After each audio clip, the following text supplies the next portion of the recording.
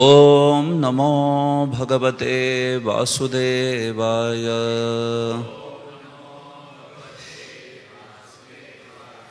ओम नमो भगवते वासुदेवाय। ओम नमो भगवते वासुदेवाय।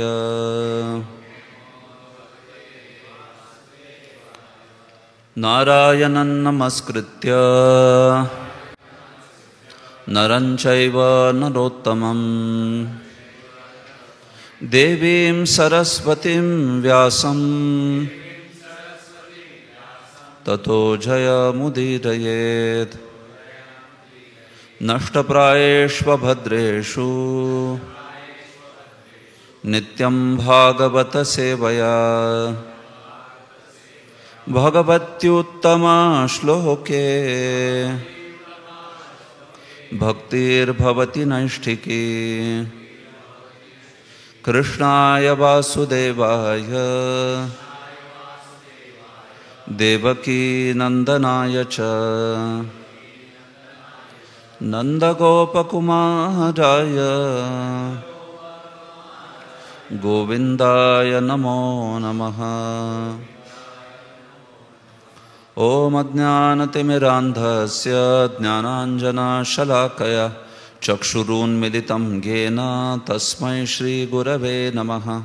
श्रीचैतन्यमनोभीष्टं स्थापितं येन भूतले स्वयं रूपः कदा मह्यं ददाति स्वपदान्तिकं।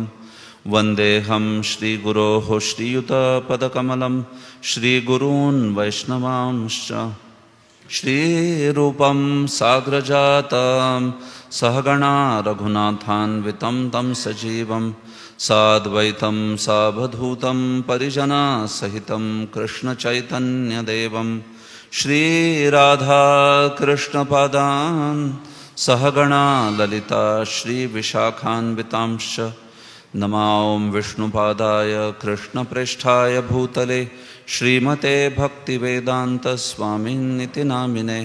नमस्ते सारस्वते देवे गौरवाणी प्रचारिणे निर्विशेषशून्यवादी पाश्चात्यदेशतारिणे। नमो महावदान्याय कृष्णप्रेमप्रदायते कृष्णाय कृष्णचैतन्य नाम्ने गौरत्विषे नमः। हे कृष्ण करुणा सिंधो दीनबंधो जगत्पते गोपेश गोपिकाकांत राधाकांत नमोस्तुते। तप्त कांचन गौरांगी राधे वृंदावनेश्वरी वृषभानुसुते देवी प्रणमामि हरिप्रिये।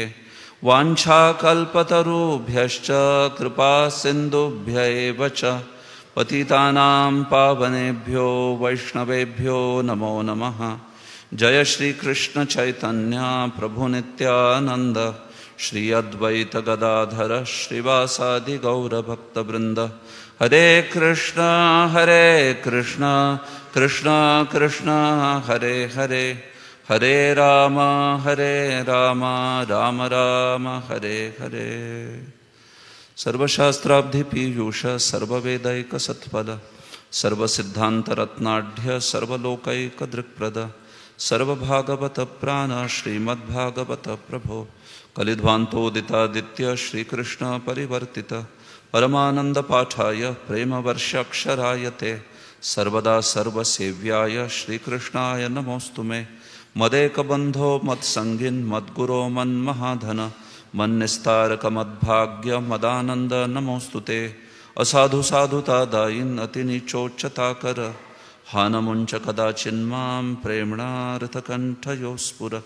श्रीमद्भागवत महापुराणम की दशमस्य विशुद्ध्यर्थं नवानामिह लक्षणं वर्णयन्ति महात्मानः श्रुतेन चार्थेन चाञ्जसा।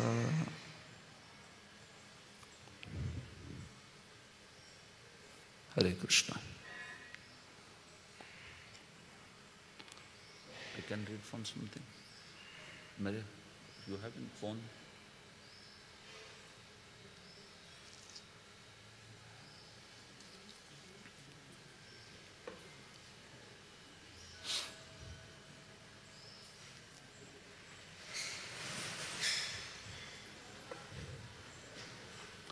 हरे कृष्णा।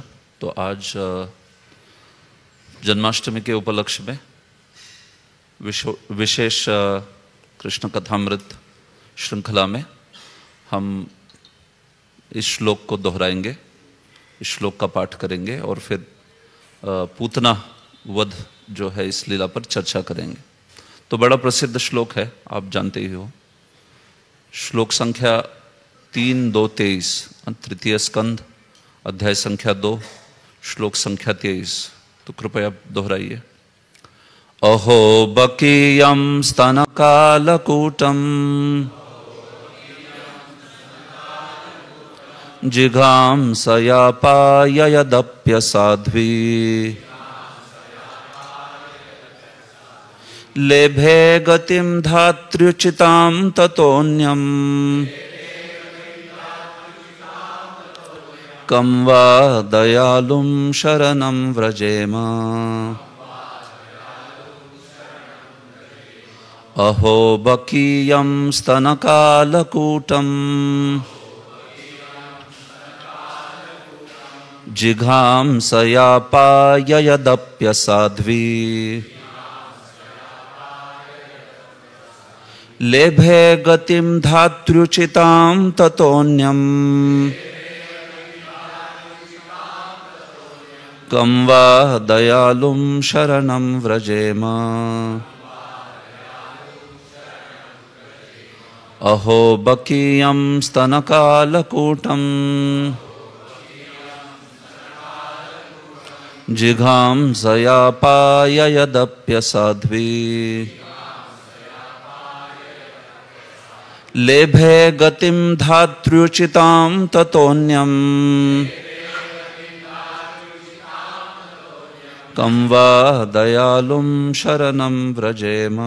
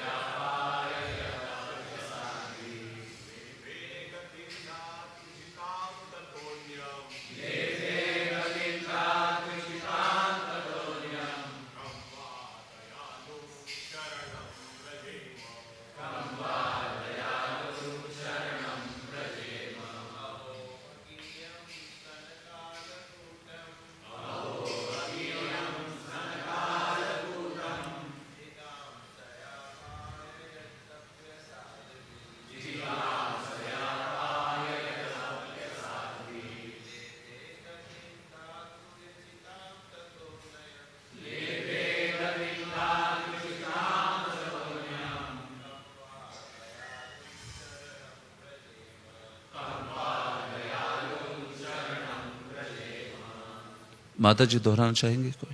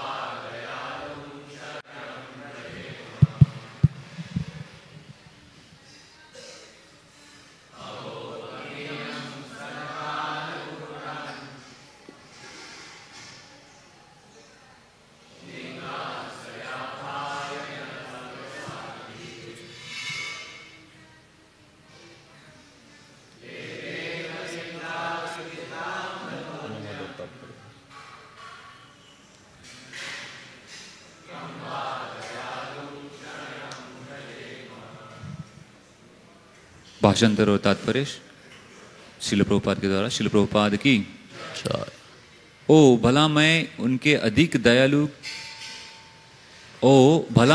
उनसे अधिक दयालु किसी और की शरण कैसे ग्रहण करूंगा जिन्होंने उस असुरनी पूतना को माता का पद प्रदान किया।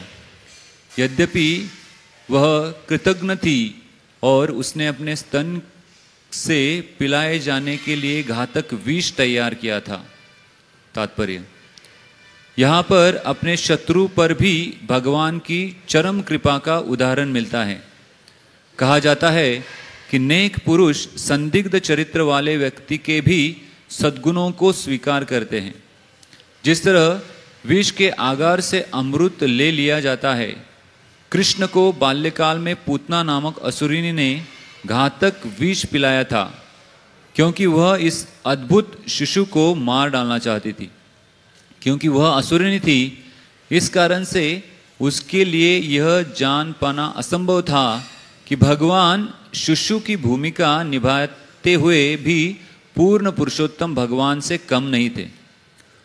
अपनी भक्त यशोदा को प्रसन्न करने के लिए उनका शिशु बनने से भगवान का मान घटा नहीं।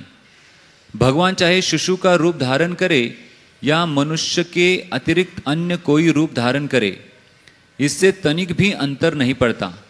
वे सदैव वही ब्रह्म बने रहते हैं। कोई सजीव प्राणी अपनी कठिन तपस्या के बल पर कितना ही शक्तिशाली क्यों न बन जाए, किंतु वह कभी भी भगवान के तुल्य नहीं हो सकता।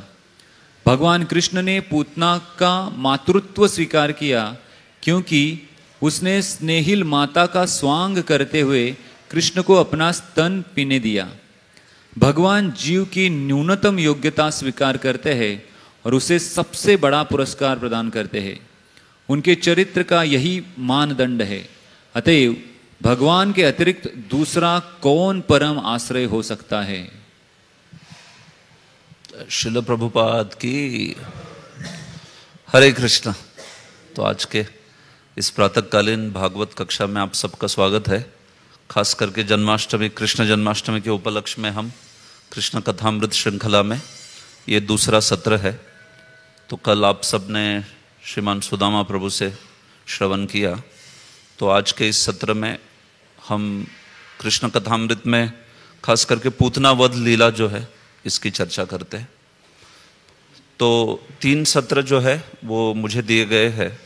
तो इसमें एक जो है लीला बाल्य लीला, एक जो है पौगंड लीला और एक कैशोर लीला, ऐसे 3 लीलाओं की चर्चा करते हैं। ठीक है।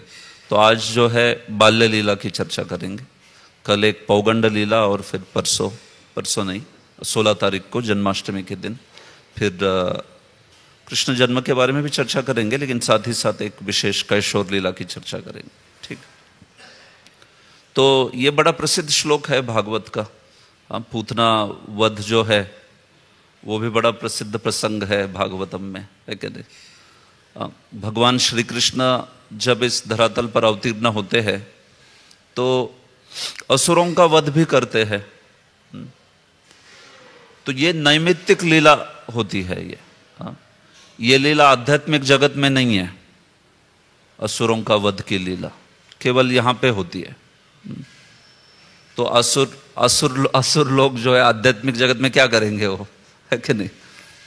श्री राधा कुंज बिहारी भगवान की, श्री गौर निताय की, श्रील प्रभुपाद की।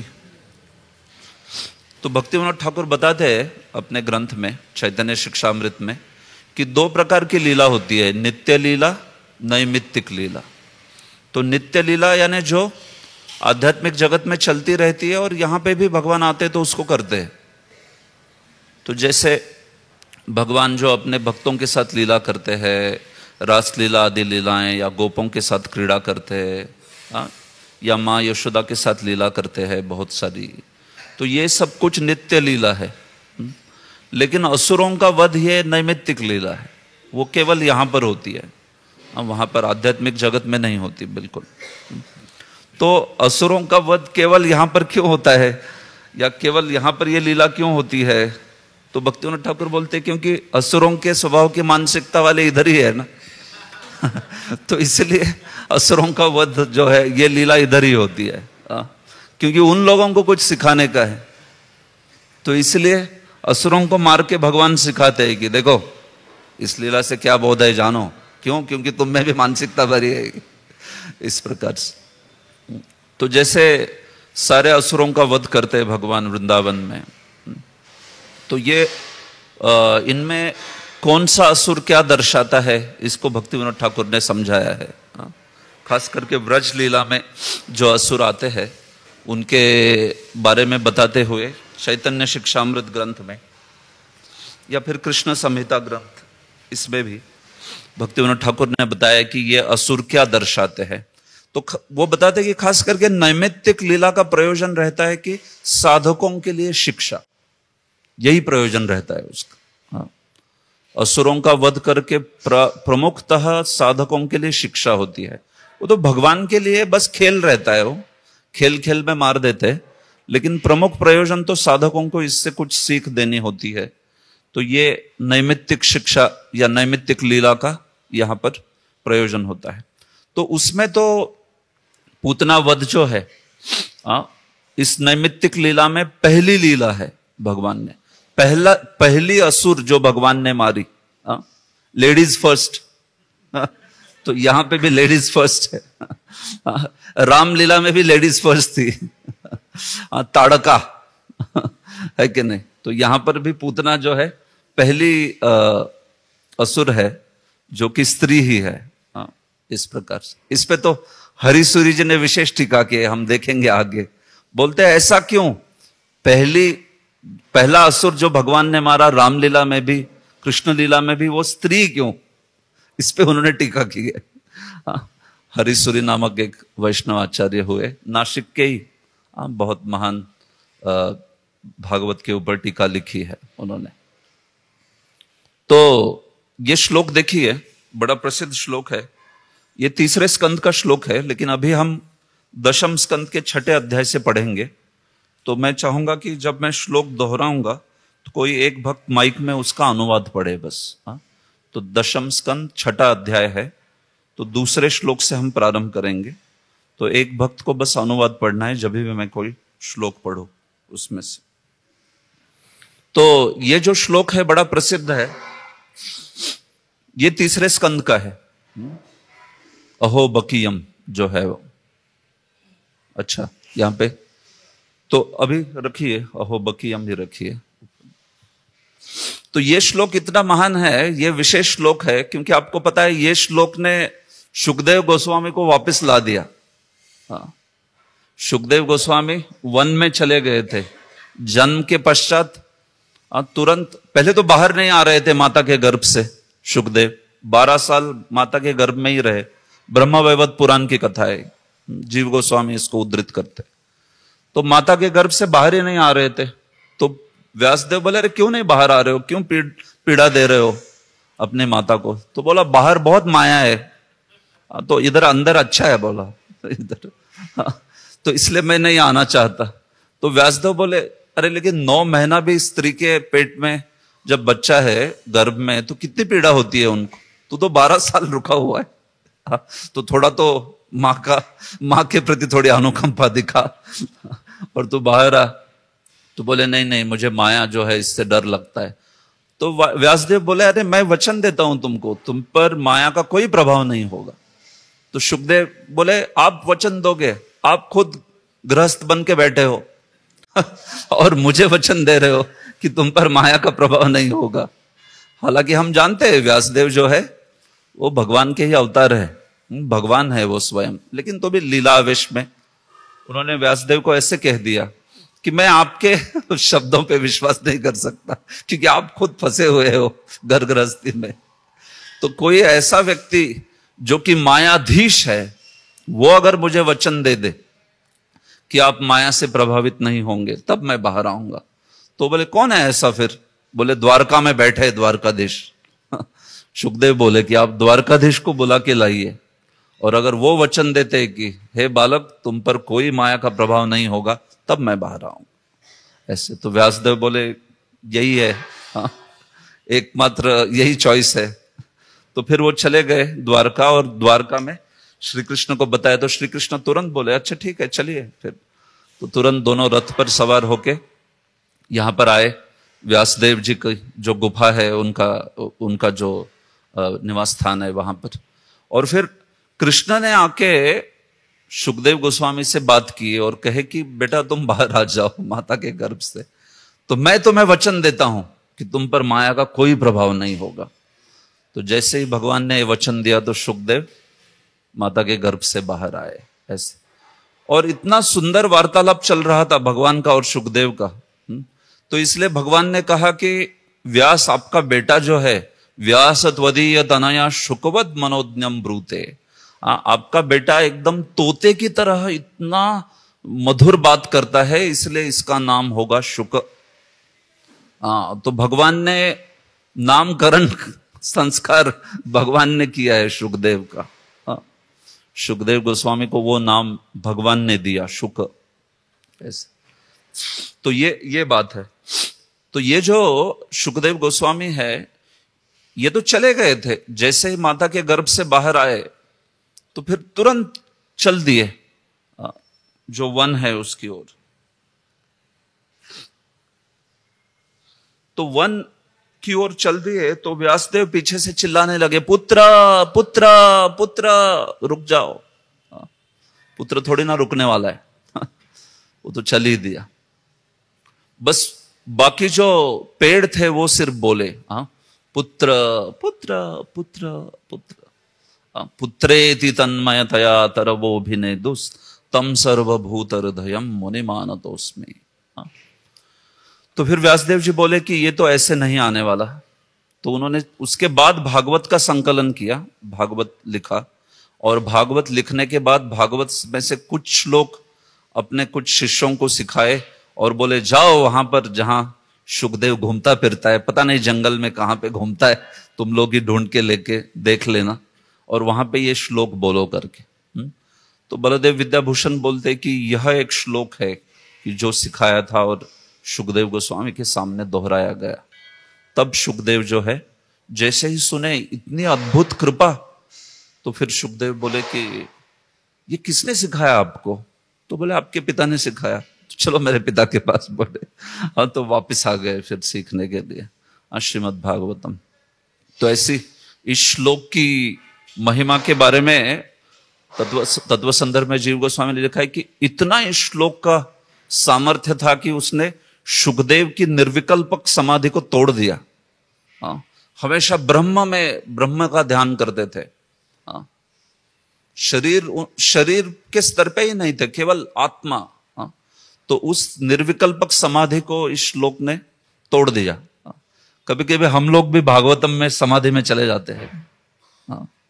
तो फिर हरे कृष्णा कृष्णा कृष्णा हरे हरे, हरे राम राम राम हरे हरे। तो फिर हमारी भी समाधि टूट जाती है।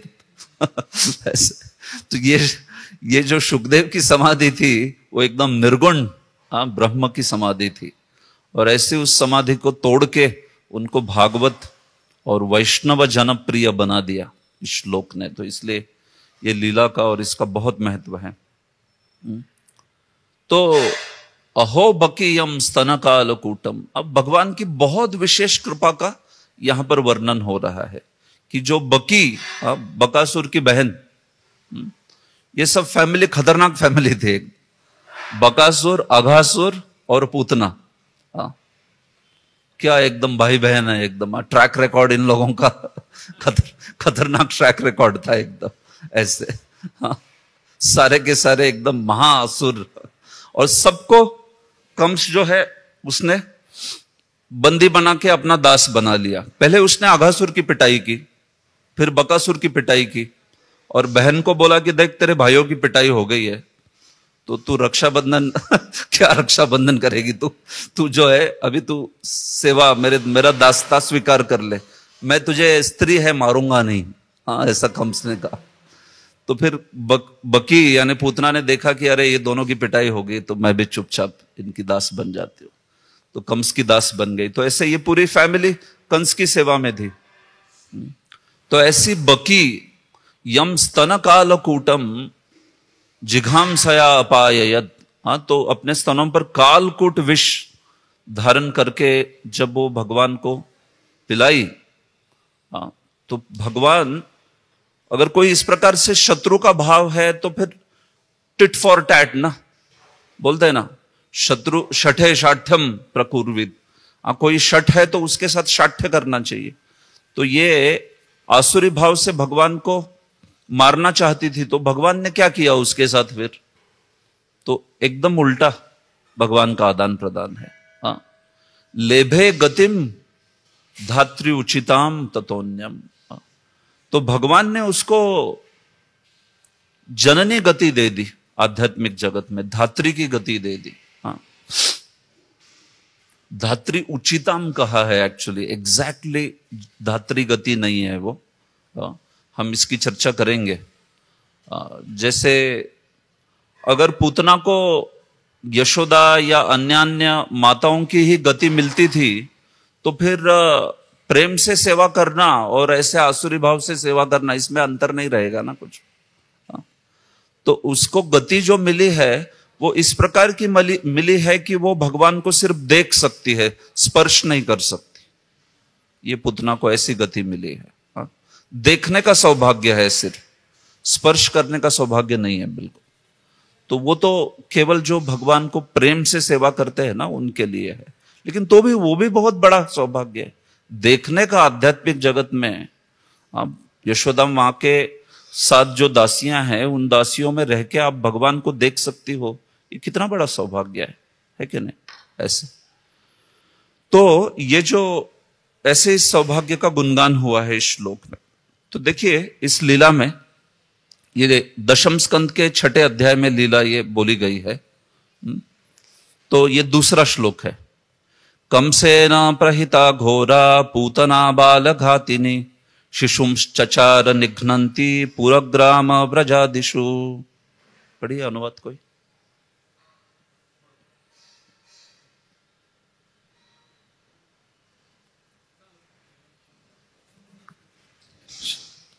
तब परम शक्तिशाली भगवान ने, नहीं 10:6-2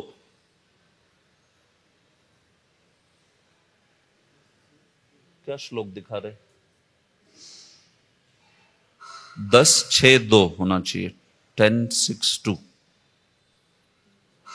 पूतना। ठीक है, मैं पढ़ लेता हूं। कई सारे श्लोकों को हम बोलेंगे तो इसलिए इसको कर दीजिए ठीक। कोई जो, जब नंद महाराज गोकुल लौट रहे थे तो वही विकराल पूतना जिसे कंस ने बच्चों को मारने के लिए पहले से नियुक्त कर रखा था, नगरों तथा गांवों में घूम घूम कर अपना नृशंस कृत्य कर रही थी। तो कंसेन प्रहिता घोरा पूतना बाल घाती ने। तो पूतना जो है वो कंस के द्वारा बच्चों का वध करने के लिए नियुक्त की गई थी। ये बात बोली है कंसेन प्रहिता। तो जब आप कथा जानते हो, जब वसुदेव जो है कृष्ण को लेके गोकुल में चले गए और फिर नंद महाराज की पुत्री को लेके वापस आए, तो जब कंस को पता चला कि कारागृह में जन्म हुआ है बच्चे का, तो तुरंत आ गया मारने के लिए। और वो कन्या को उठा के मारना चाहता था तो कन्या उसके हाथ से निकल गई और फिर अष्टभुज धारण करके देवी के रूप में प्रकट हुई। और उसने कह दिया कि अरे तुम्हें मारने वाला तो प्रकट हो चुका है ब्रज में। तो फिर कंस ने सोचा कि अभी क्या करना चाहिए। पिछले 10 दिनों में जितने कुछ बच्चे हुए हैं इन सबको मारना चाहिए। तो फिर उसमें जो कृष्ण है वो भी कहीं ना कहीं मिल ही जाएगा। इतने 10 दिन में जो बच्चे जन्म लिए हैं उनको मार दिया तो कृष्ण भी मर ही जाएंगे, ऐसे करके। तो ऐसे करके उन्होंने बच्चों को मारने वाली पूतना को बुला दिया। तो पूतना घोरा कहा है उसको, बहुत भयानक थी वो। अब सोचो ना, बच्चे को देख के तो बहुत दुष्ट व्यक्ति के हृदय में भी स्नेह उमड़ आता है। छोटा बच्चा आ गया तो सब लोग उसको कुछ करना चाहते है कि नहीं। दुष्ट व्यक्ति है तो भी वो बच्चा आ गया तो थोड़ा सा उसके मन में स्नेह आता है। लेकिन ये इतनी विकराल थी, इतनी दुष्ट थी कि बच्चों को मार डालती थी। बच्चों का खून भी पी जाती थी। हाँ, तो कैनिबल थी एकदम, मतलब प्रॉपर। खून पी जाती थी बच्चों का, उसको अच्छा लगता था एकदम। पूतान नयति इति पूतना। पूतना शब्दों का अर्थ क्या है? शब्द का अर्थ क्या है? पूतान नयति, पूतों को उठा के लेके जाती है, उसको कहते हैं पूतना। तो पूत किसको कहते हैं? सिर्फ पुत्र को पूत नहीं कहते। हाँ? जिस पुत्र पर सारे जात कर्म आदि सब वैदिक संस्कार हुए हैं बढ़िया से, तो इन सब वैदिक संस्कारों को करके उसकी तो देवताओं के द्वारा रक्षा होनी चाहिए। सारे संस्कार क्यों करते हैं? ताकि सब देवता गण आदि जो है वो बच्चे की रक्षा करे।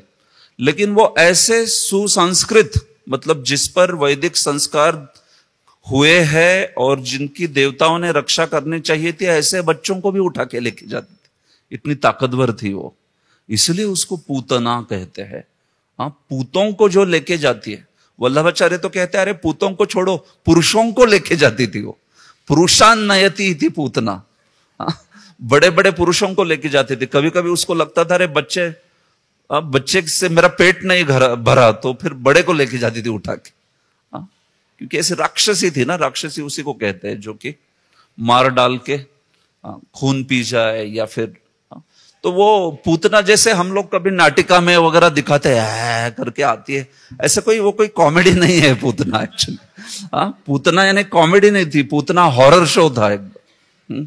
इतनी भयानक थी पूतना कि उसको देख के ब्रह्मांड थर्राता था। उसका वर्णन किया है, उसके आंखों की पलकें जो थी, ये पलकें जो होती है आई लैशेस, वो ऐसा था जैसे मानो वो ऐसे होते थे जैसे ऐसे नाग, कोबरा जो है ना आंखों के ऊपर, जैसे हमारी आई लैशेस है, तो उसको ऐसा लगता था उसकी आंखें देख के कि ऐसे सांप है, कई सैकड़ों सांप है ऐसे। इस प्रकार से दिखती थी वो। और पैने दांत थे उसके भयंकर, उसके नाक से भी बाल बाहर आए थे, वो भी ऐसे सांप की तरह हमेशा ऐसे उड़ते थे वो। तो ऐसा बड़ा भयानक उसका रूप था। आंखें, उसका चेहरा जो था उलूकी की तरह था। उलूकी यानी आउल, क्या कहेंगे उसको? उल्लू। हाँ, तो उल्लू की तरह चेहरा था उसका। तो उल्लू कैसा दिखता है? बहुत सुंदर दिखता है क्या? हम लोग किसी के सुंदरता की तुलना उल्लू से करते हैं क्या? अरे कितना सुंदर है तुम। क्या, कैसे? उल्लू की तरह।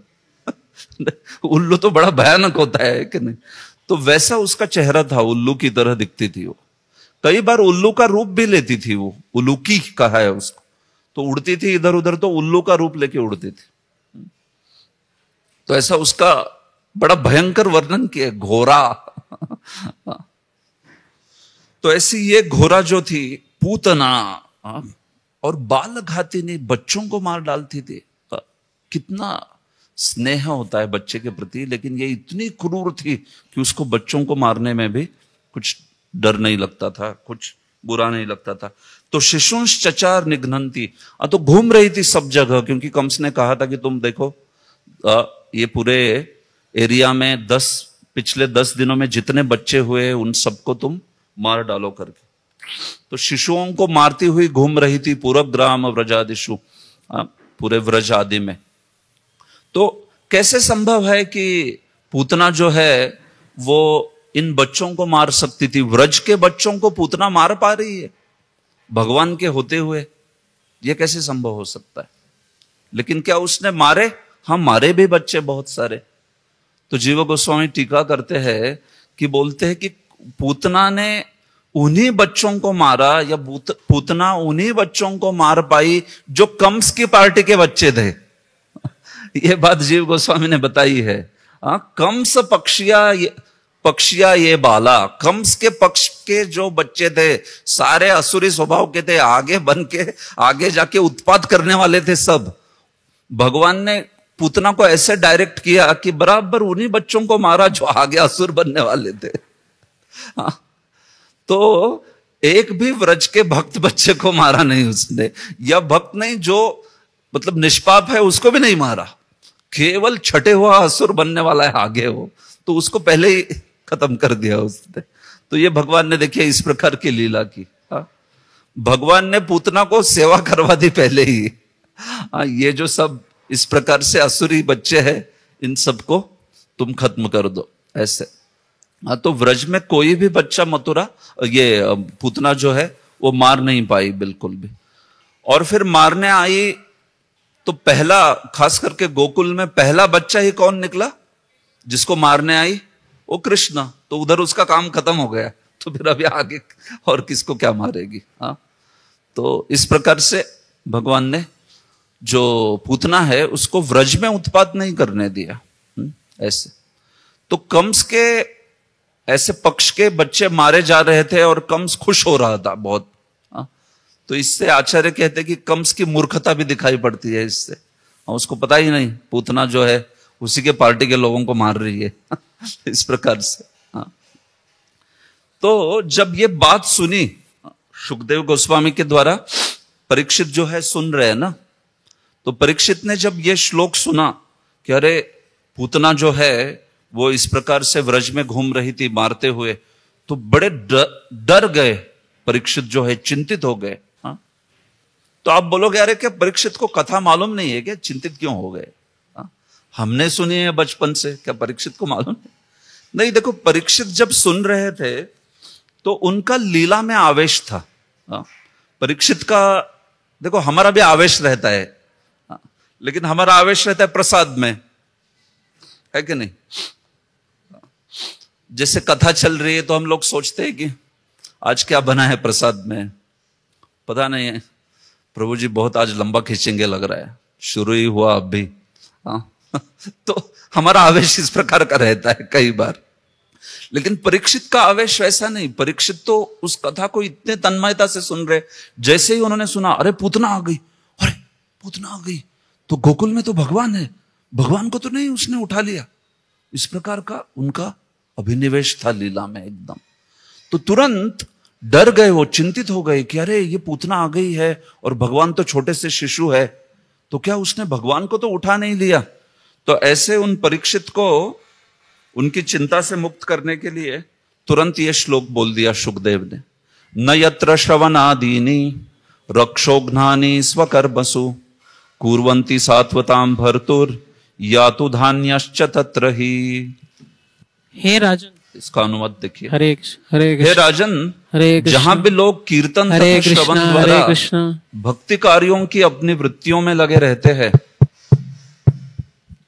हे राजन, जहां भी लोग कीर्तन तथा श्रवण द्वारा भक्ति कार्यों की अपनी वृत्तियों में लगे रहते हैं, श्रवण कीर्तन विष्णु, वहां बुरे लोगों से किसी प्रकार का खतरा नहीं रहता। जब साक्षात भगवान वहां विद्यमान हो तो गोकुल के विषय में किसी भी प्रकार की चिंता की आवश्यकता नहीं थी। तो देखिए, ये बता रहे कि जहां पे श्रवणम कीर्तनम आदि होता है वहां पे इन राक्षसियों का ऐसा प्रभाव नहीं होता है। हाँ, तो फिर जहां पर भगवान के नामों के श्रवण कीर्तन हो रहे वहां पे अगर ये इस प्रकार का प्रभाव नहीं है, तो साक्षात भगवान जहां पर है, क्या वहां पर ऐसा प्रभाव हो सकता है? हाँ, तो उन्होंने कहा कि नहीं, बिल्कुल भी नहीं। ये यातु धान्यश्च, ये ऐसी राक्षसियां ऐसी जगह पर बिल्कुल भी कुछ प्रभाव नहीं कर सकती।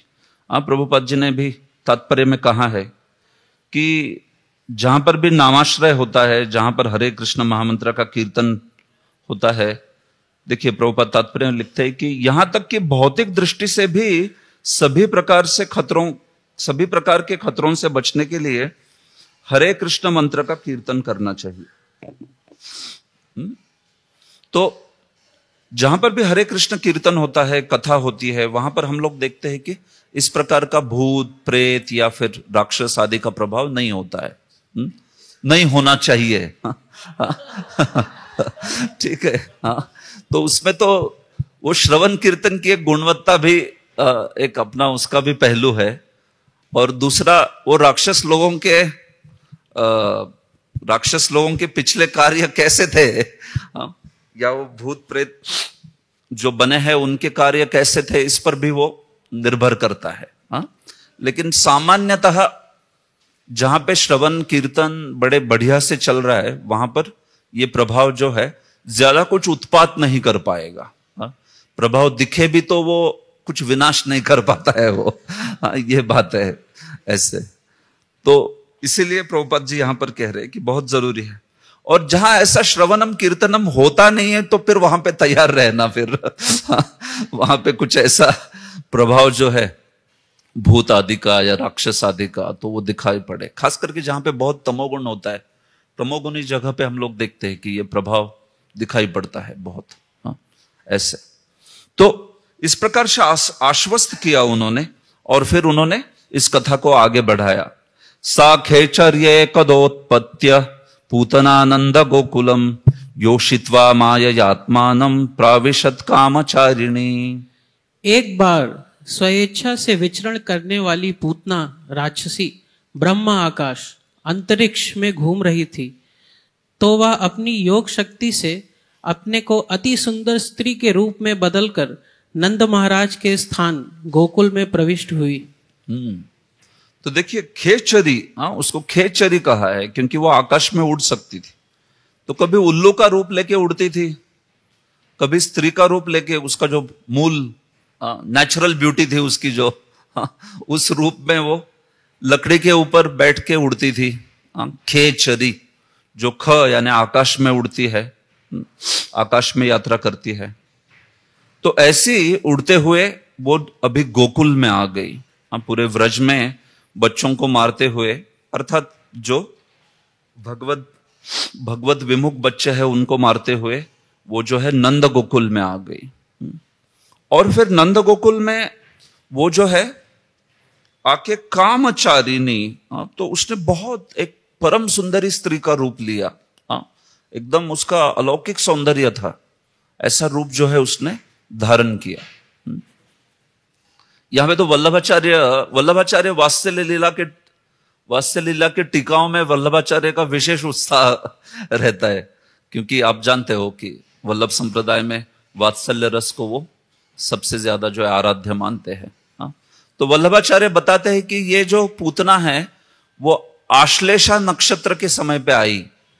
उसने देखा कि नक्षत्र भी अशुभ होना चाहिए, और उसने देखा कि बच्चे के या फिर वो जो स्थान है उसमें मृत्यु योग होना चाहिए, और विष घटिका उसने वो 24 मिनट चूज किए आने के कि जिस 24 मिनट में अगर बच्चा विष के संपर्क में आ जाए तो तुरंत मरेगा, उसको कहते हैं विष घटिका।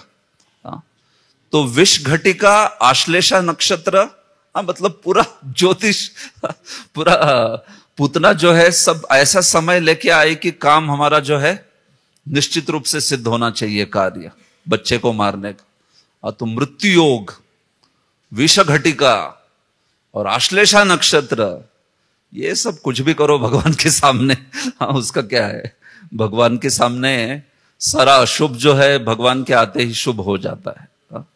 ऐसे तो ये जो लीला हुई है ना, ये छठे दिन लीला हुई है। भगवान 6 दिन के थे। कभी भक्तों को भ्रम रहता है ये 6 महीने के थे या 3 महीने के थे, नहीं, ये लीला हुई है जब भगवान केवल 6 दिन के थे। भाद्रपद कृष्ण अष्टमी के दिन भगवान का आविर्भाव हुआ, और ये भाद्रपद कृष्ण चतुर्दशी दिन की लीला है, 6 दिन में। जीव गोस्वामी बोलते हैं कि अगर 6 महीने वाली लीला आपने कहीं सुनी है वगैरह तो कोई वो दूसरे कल्प की होगी।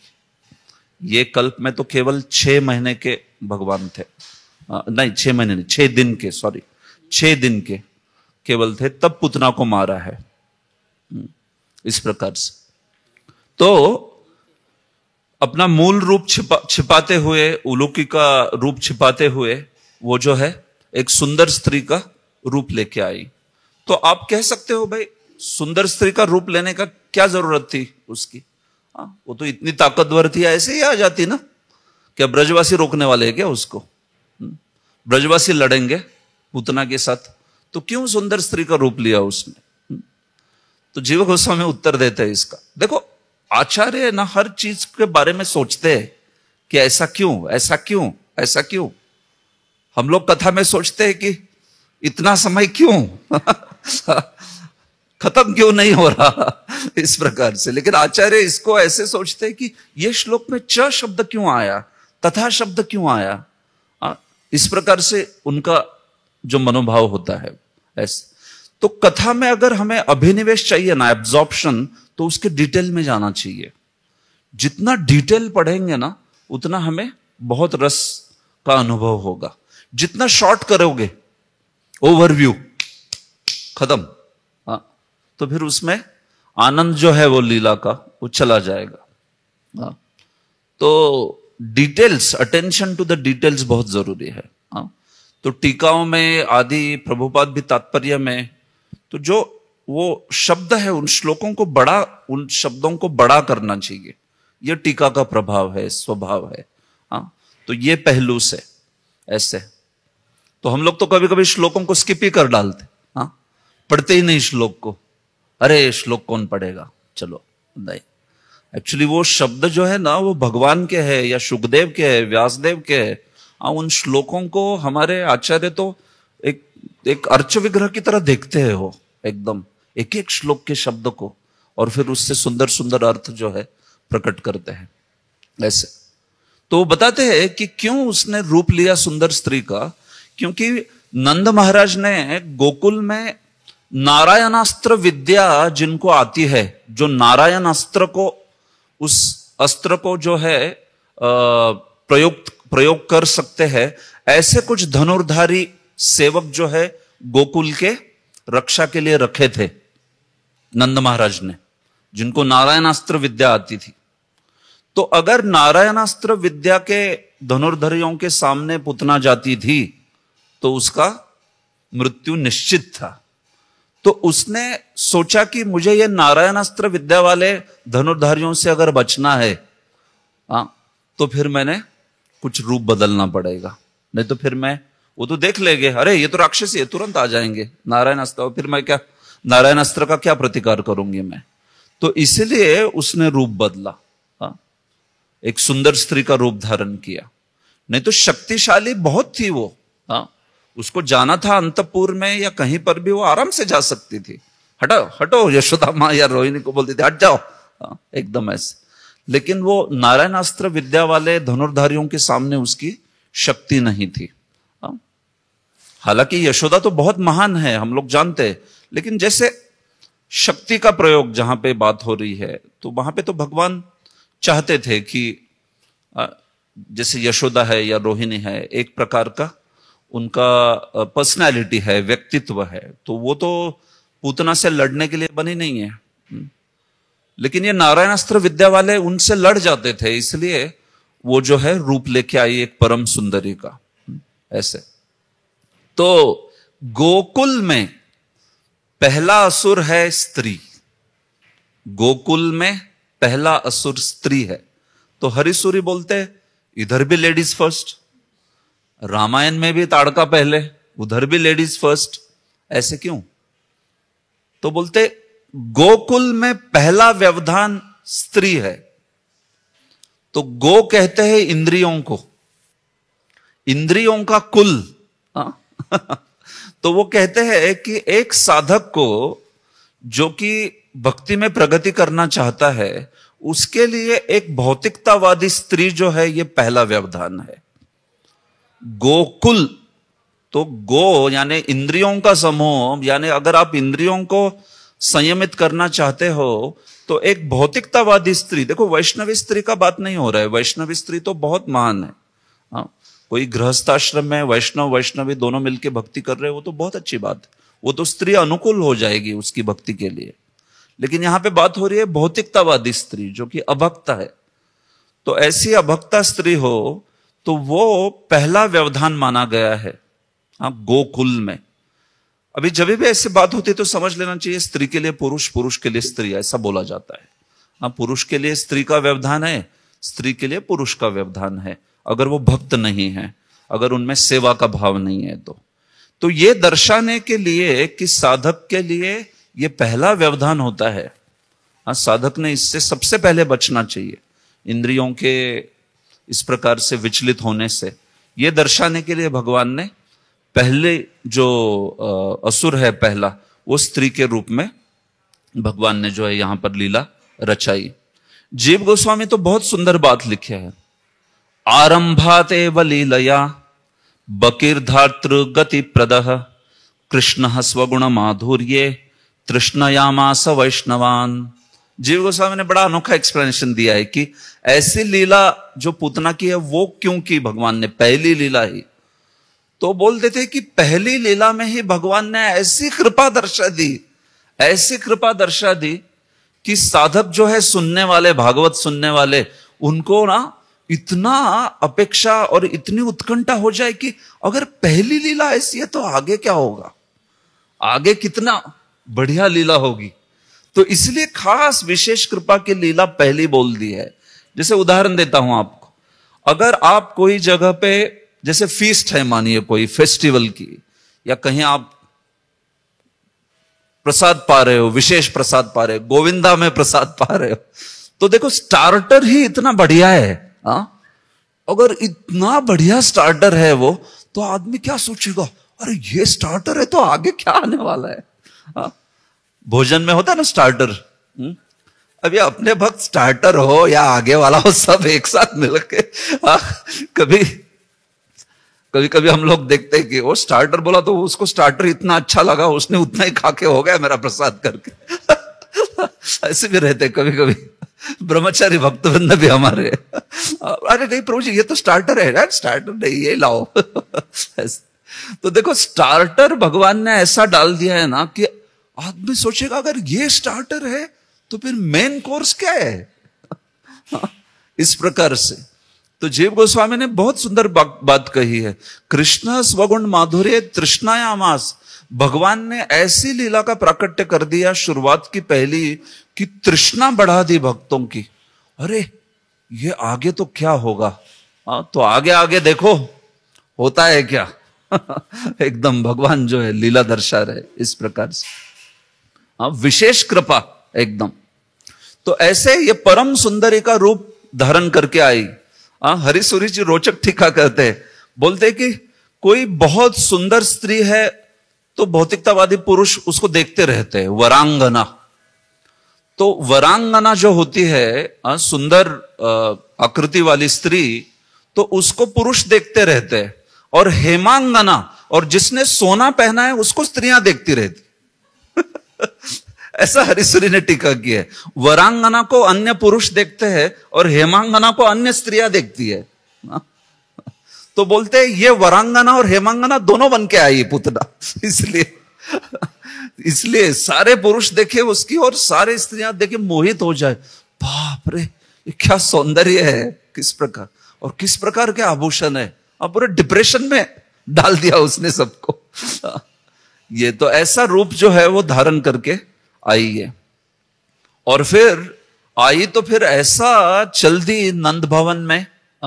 एक तो देखो उसका विशाल रूप भी था बहुत, लेकिन जब ये स्त्री के मतलब स्त्री का रूप लेके आई तो स्वाभाविक उसी प्रकार के परिमाण का रूप जो है उसने धारण किया। और एकदम स्ट्रेट नंद भवन से, नंद भवन में उसको किसी ने रोका नहीं।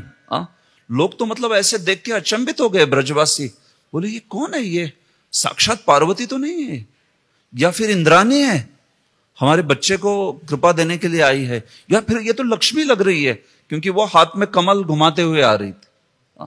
ये तो साक्षात लक्ष्मी लग रही है और यहां आके अपने पति को ढूंढ रही है। तो इस प्रकार से उन पर प्रभाव हुआ।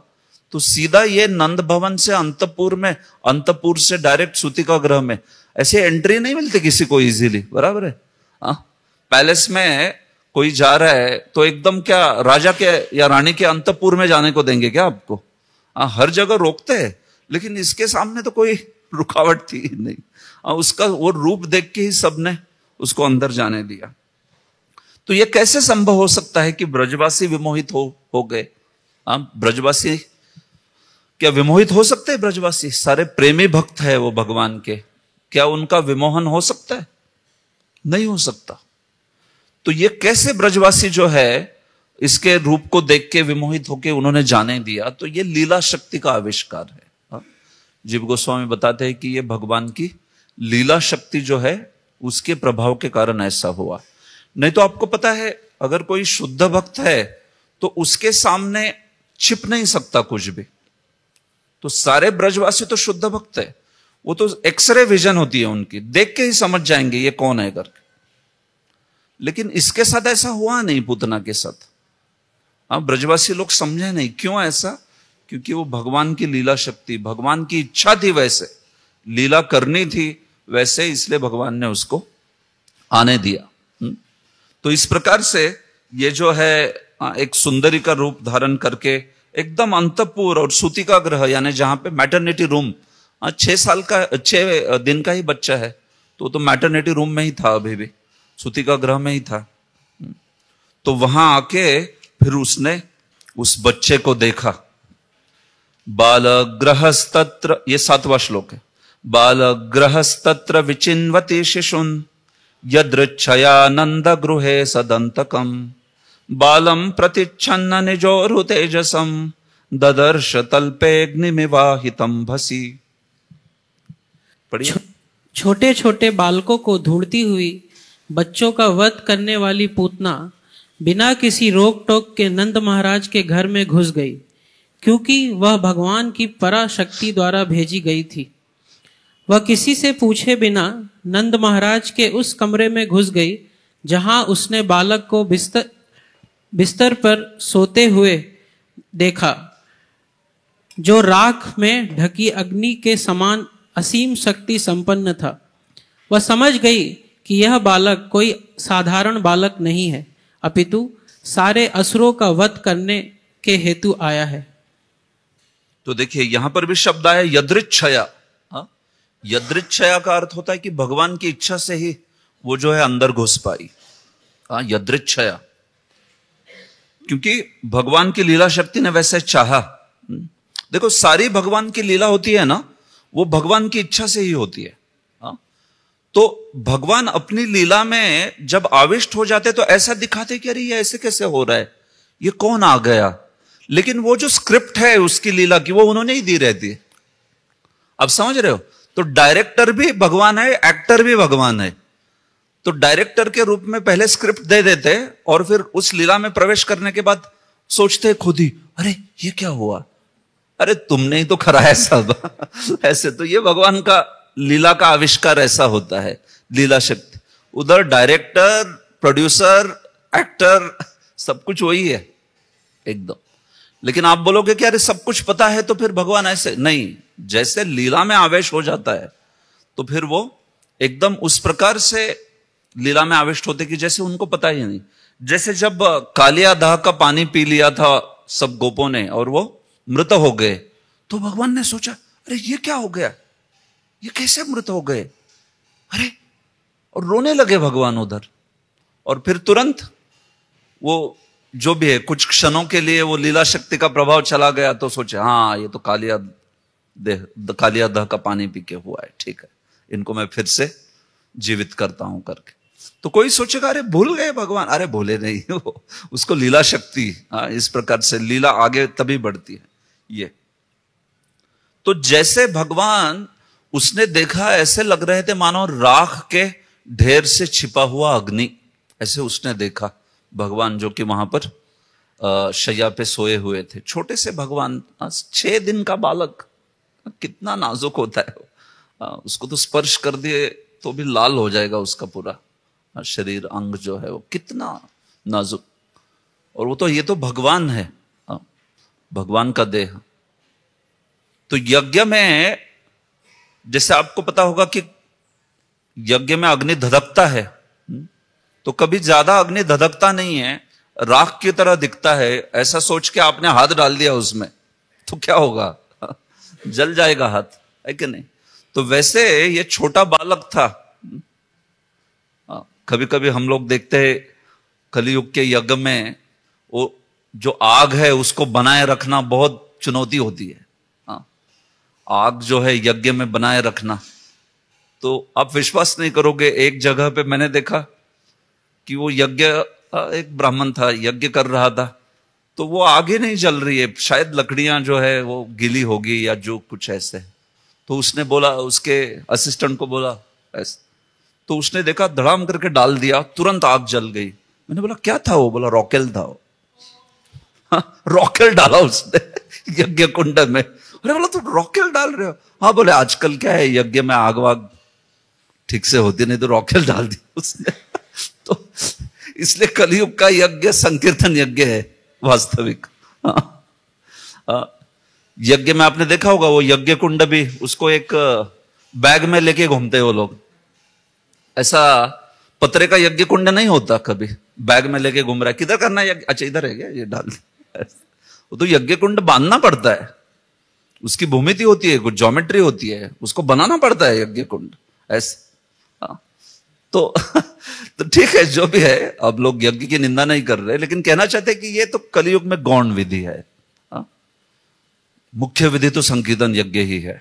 अब बाकी सब विधि जो है संकीर्तन के साथ कीजिए, फिर उसके दोष चले जाएंगे, ठीक है, नो प्रॉब्लम।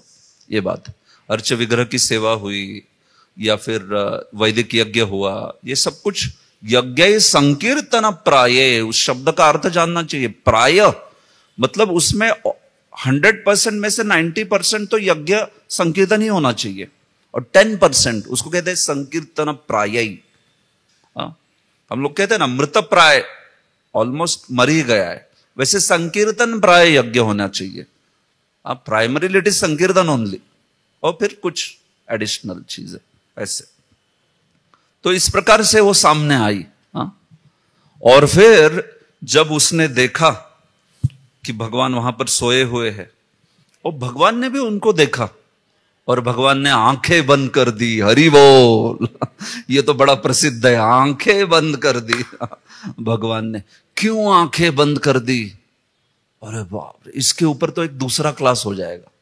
भगवान ने आंखें क्यों बंद कर दी, इसके जीव गोस्वामी ने 5 कारण दिए, विश्वनाथ चक्रवर्ती ने 5 कारण दिए है, बलदेव विद्याभूषण ने 2 कारण दिए है, श्रीधर स्वामी ने 3 कारण दिए हैं, हरि सूरी ने 15 कारण दिए कि क्यों आंखें बंद की करके। एक बार मैंने पूरा क्लास जो है वो 21 कारण पे ही दे दिया था। पूरा क्लास वही था कि भगवान ने आंखें क्यों बंद की, 21 कारण समझा दिया और बोला श्रील प्रभुपाद की जय, बस हो गया, वही उतना ही क्लास था। तो 8वां श्लोक, विभुद्यतां बालकमारिकाग्रहं चराचरात्मा सनिमिलिते क्षणः अनन्तमारोप्य यथोरगं सुप्तमबुद्धिरज्जुधिः। पढ़िए। बिस्तर पर लेटे सर्वव्यापी परमात्मा कृष्ण ने समझ लिया कि छोटे बालकों को मारने में पटु या डाइन पूतना मुझे मारने आई है। अतएव उन्होंने अपनी आंखें बंद कर ली, मानो उससे डर गए हो। तब पूतना ने अपने विनाश रूप कृष्ण को अपनी गोद में ले लिया, जिस तरह की बुद्धिहीन मनुष्य सोते सांप को रस्सी समझकर अपनी गोद में ले लेता है। तो देखिए, भगवान ने जब देखा उसको, अरे ये आ गई करके, ये पूतना आ गई विबुद्ध्य, और भगवान जानते थे कि अरे ये तो इतनी भयानक और इतनी भयंकर, इतनी नीच है कि इसने इतने सारे बालकों का वध कर दिया। बालकों के प्रति भी स्नेह नहीं है, उनको भी मार के चबा के खा जाती है ये। तो फिर भगवान, उन्होंने अपने जो खेल रहे थे वहां पर, तो आंखें बंद कर दी। निमीलिते क्षण। देखो भगवान का रूप, एक भगवान का नाम है अनिमिष। भगवान कभी भी आंखें नहीं बंद करते। भगवान विष्णु निमिषो निमिषो, सृग्वी विष्णु सहस्त्र नाम में भी आता है, निमिषो निमिष सृग्वी वाचस्पति रुदारधि। तो भगवान अपनी पलक को झपकते हैं और नहीं भी झपकते हैं, ऐसे कहा है। या आप कह सकते हो भगवान की आंखें बंद है और भगवान की आंखें कभी बंद नहीं है। तो भगवान विष्णु का स्वभाव है कि उनकी आंखें कभी बंद नहीं होती। जब योग निद्रा में भी है तो वो आधी बंद रहती है, एकदम ऐसी। भगवान पूरी आंखें बंद नहीं करते कभी, भगवान विष्णु योग निद्रा में भी आधी ही बंद रहती है, इसलिए उनको अनिमीष कहा गया है, जिनकी कभी पलकें झपकती नहीं। लेकिन यहां पर भगवान ने अपने पलकें झपक के बंद कर दी, वो देखना नहीं चाहते थे इस पूतना को। निमीलिते क्षण, तो क्यों बंद कर दी आंखें? तो मैंने जैसे कहा कि इसके कई कारण है, इसकी 21 उत्प्रेक्षाएं दी है आचार्यों ने। तो उसमें हम हमारे संप्रदाय के आचार्य जो है उन्होंने बताई हुई चीजें, उसका कुछ कारण देखते हैं। तो एक तो पहले सबसे भगवान ये दिलासा देना चाहते थे कि पूतना को कि देखो मैं डर गया करके। हाँ, तो कोई बालक जो होता है तो वो डर गया तो कैसे हो जाता, ऐसे आंखें बंद कर लेता है। तो वैसे भगवान ने आंखें बंद कर दी ये पूतना को दिलासा देने के लिए कि देखो मैं डर गया करके। दूसरा, भगवान इतनी अमंगल स्त्री थी वो, जो कि बच्चों को मारती थी, जो इतने क्रूर स्वभाव की थी। तो ऐसी अमंगल स्त्री को भगवान देखना भी नहीं चाहते थे। खास करके व्रज के बच्चों को मारने का जो उसका प्रयोजन था, उसको देख के भगवान उसकी ओर देखना भी नहीं चाहते थे। मेरे भक्तों को जो क्षति पहुंचाना चाहता है, भगवान कहते हैं मैं उसका मुंह भी नहीं देखना चाहता। तो भक्तों के समाज में भी अन्य भक्तों के प्रति बहुत अपराध का भाव है, क्षति पहुंचाने का भाव है। तो भगवान एक्चुअली हमारे मुख को देखना भी नहीं चाहेंगे। भगवान दर्शा रहे इस चीज से। और फिर भगवान ने इस कारण भी आंखें बंद की कि उन्होंने देखा कि अरे इस जन्म में भी पहला असुर स्त्री ही, और वो भी केवल स्त्री नहीं, ये तो माता के रूप में आई है, मुझे दूध पिलाने आई है। तो अभी मुझे स्त्री को मारना पड़ेगा, और स्त्री में भी जो माता के रूप में आई है उसको मारना पड़ेगा। तो भगवान ने आंखें बंद कर दी, अरे अरे अरे, स्त्री को और माता को मारना पड़ेगा, ऐसे करके आंखें बंद कर दी। फिर भगवान ने आंखें इसलिए भी बंद कर दी कि भगवान ने एक क्षण देख लिया कि अभी मैं जब पूतना इसका स्तनपान करूंगा तो उसके प्राण जो है मैं इस प्रकार से खींचने वाला हूं, तो इसको कितनी पीड़ा होने वाली है। हाँ, तो पीड़ा को भगवान ने देख लिया मन में और बोले बहुत पीड़ा होने वाली है, अभी तुम्हारी हालत खराब होगी। ऐसे तो ऐसा विचार करते हुए भगवान ने आंखें जो है अपनी बंद कर ली कि इसको कितनी पीड़ा होने वाली है करके। अभी तो बहुत कॉन्फिडेंस से आई है। हाँ, इस प्रकार से वल्लभाचार्य कहते हैं कि भगवान ने सोचा कि इसने क्या किया है इस जन्म में, कुछ मेरे प्रति कुछ अनुकूल किया है इसने। भगवान ने सोचा कि क्या अनुकूल किया है इसने, इस जन्म में तो मुझे कुछ अनुकूल सेवा दिख नहीं रही। पिछले जन्म, हाँ पिछले जन्म में रत्नमाला थी, ये बलि महाराज की बहन थी।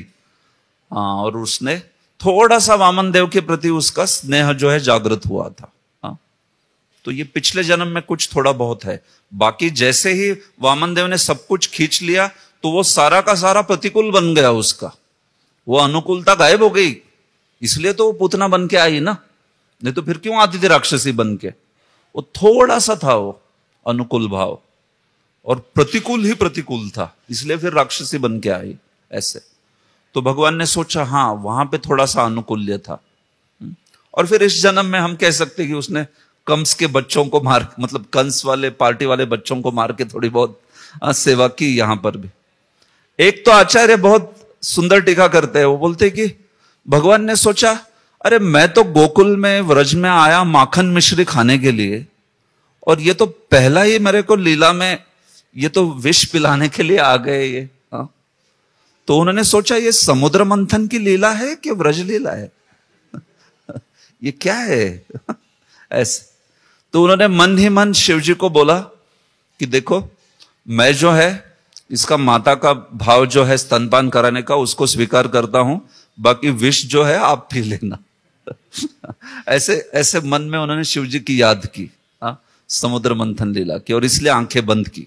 हाँ, ऐसे। और एक कारण है कि भगवान के सुंदर इतने नेत्र थे राजहंस की तरह, और पूतना जो कि दुष्ट स्वभाव की थी, तो ये भगवान के राजहंस रूपी नेत्र, ये बकी, जो बक यानी बगुला रहता है, तो राजहंस बगुले के साथ दोस्ती नहीं करेगा कभी। क्या देखा है आपने, राजहंस स्वान होता है तो वो तो राजहंस के साथ ही दोस्ती करेंगे। तो ये तो बकी थी ना, बगुला थी, मतलब बगुले की जैसी थी। या फिर आप कह सकते हो उल्लू की जैसी थी, उल्लू की, वो तो उसका रूप ही था। तो राजहंस उल्लू के जैसा उस प्रकार के लोगों के साथ जो मैत्री है नहीं करेगा, तो इसलिए भगवान के राजहंस जैसे आंखों ने बंद कर लिया खुद को, बोले ये इसको नो एंट्री, जाओ इधर से ऐसे। तो इस प्रकार से कई और भी बहुत पहलू है इसमें, मतलब और कितने का सारे कारण। तो ऐसे कई कारणों की वजह से भगवान ने आंखें बंद कर दी। देखो भगवान की एक लीला में कितने कितने प्रयोजन रहते हैं कि नहीं। तो आचार्य हमें ये प्रयोजन जो है इसको बताते हैं, सिद्ध कराते हैं ऐसे। एक बार मैं एक जगह पे प्रवचन कर रहा था और ये बता रहा था कि आंखें इतनी बार भगवान ने बंद करी, मतलब आंखें बंद की, इसके इतने सारे कारण हैं।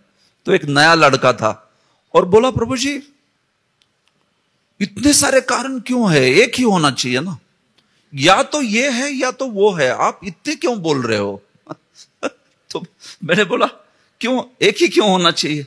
नहीं, बोला एक तो ये कारण होगा या तो वो होगा ना, दोनों में से एक होना चाहिए। यहां आप इतने जो बता रहे हो इतने सारे कारण, तो भाई देखो मर्यादा तो तुम्हें है ना। तो मैंने बोला देखो भगवान तो अगणित कारणों से आंखें बंद कर सकते हैं, लेकिन तुम्हारा भेजा जो है ना वो सीमित है, इसलिए समझ नहीं पा रहे इसको हम। तो हमारे दिमाग की सीमा है, भगवान के प्रयोजनों की कोई सीमा नहीं है। लेकिन हम लोग कैसे सोचते हैं, ब्लैक एंड व्हाइट, हाँ ये तो ब्लैक या तो व्हाइट, दोनों में से एक होना चाहिए। नहीं, वो तो हमारी सीमा है, हमारी मर्यादा है। हम एक चीज पर विचार कर रहे हैं तो फिर उसी चीज पर विचार कर पाते, दूसरी चीज पर नहीं कर पाते। लेकिन भगवान का ऐसा नहीं है, साइमल्टेनियसली एक साथ भगवान कितने सारे प्रयोजन सिद्ध कर सकते हैं। तो ये इसलिए अगणित, ये तो 21 कारण तो बहुत कम हो गए।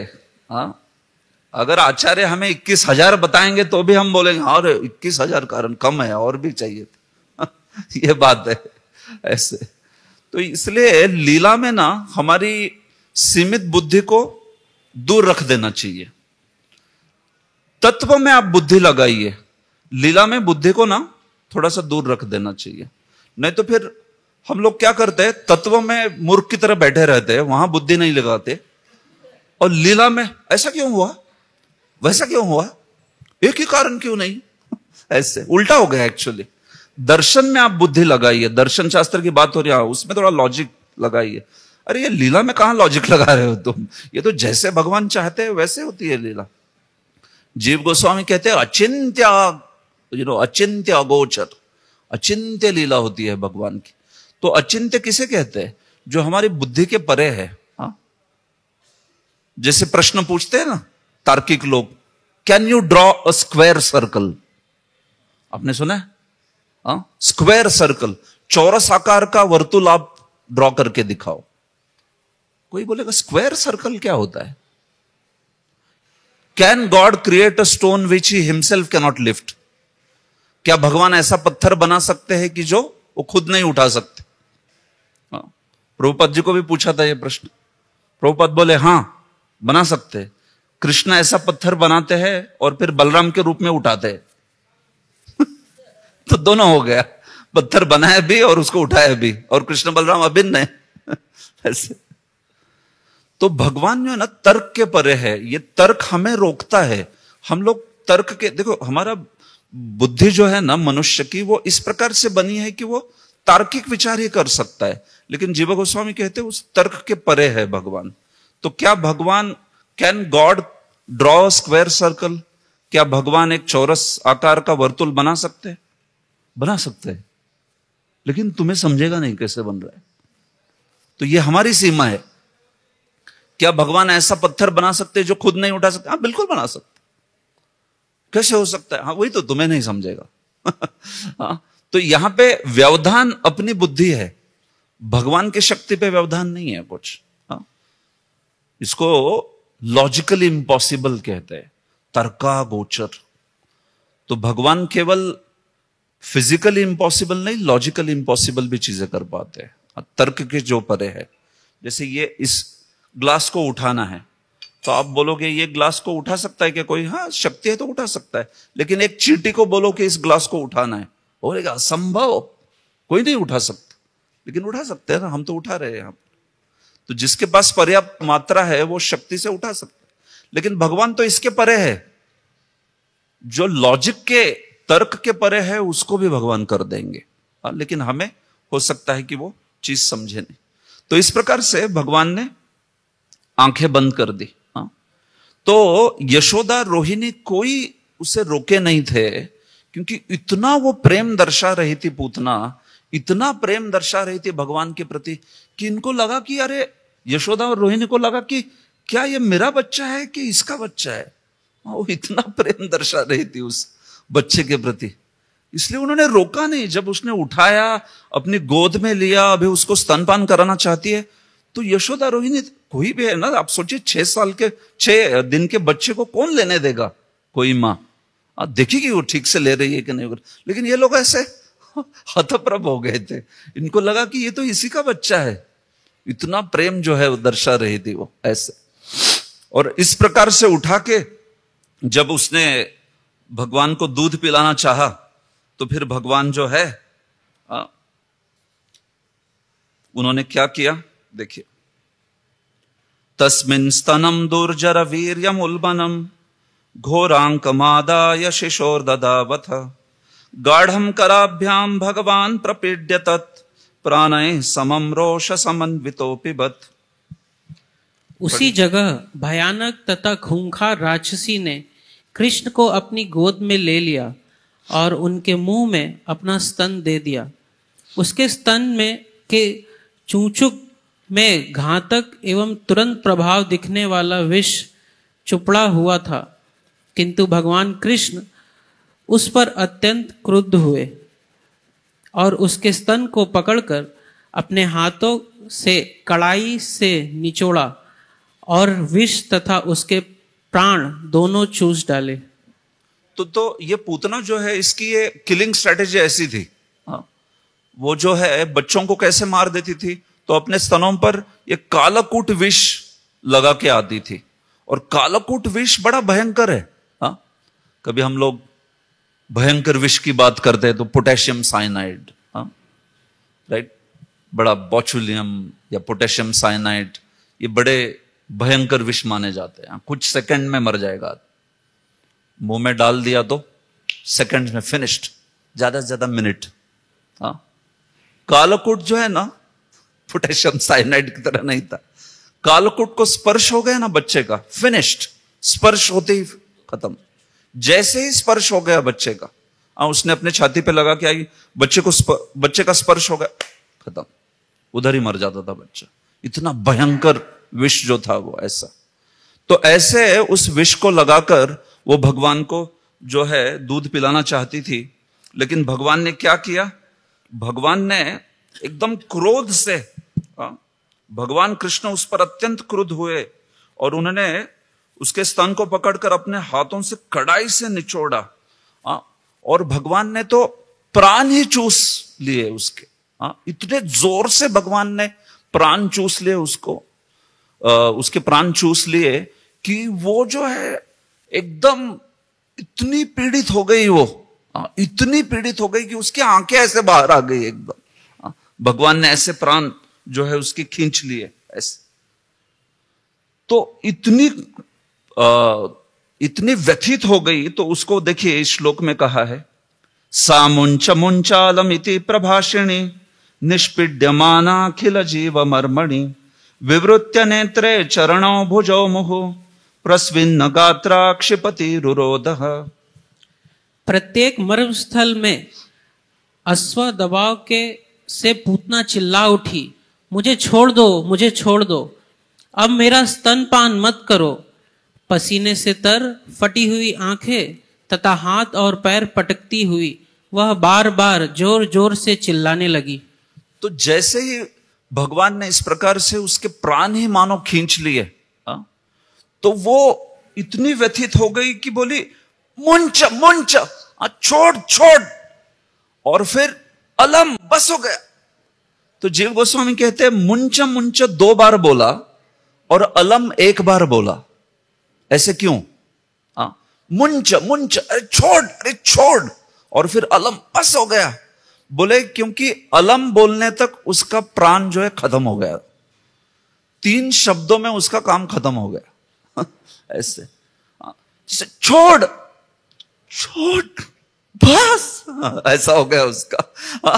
तीसरा वो शब्द बोलने तक भगवान ने इतना जोर से खींच लिया वो प्राण ना, ऐसे कि मुंच शब्द 2 बार बोल पाई, लेकिन अलम एक ही बार बोल पाई वो केवल। कि बस हो गया बस हो गया बस हो गया, ऐसा 2 बार भी नहीं बोल पाई, एक ही बार बोल पाई।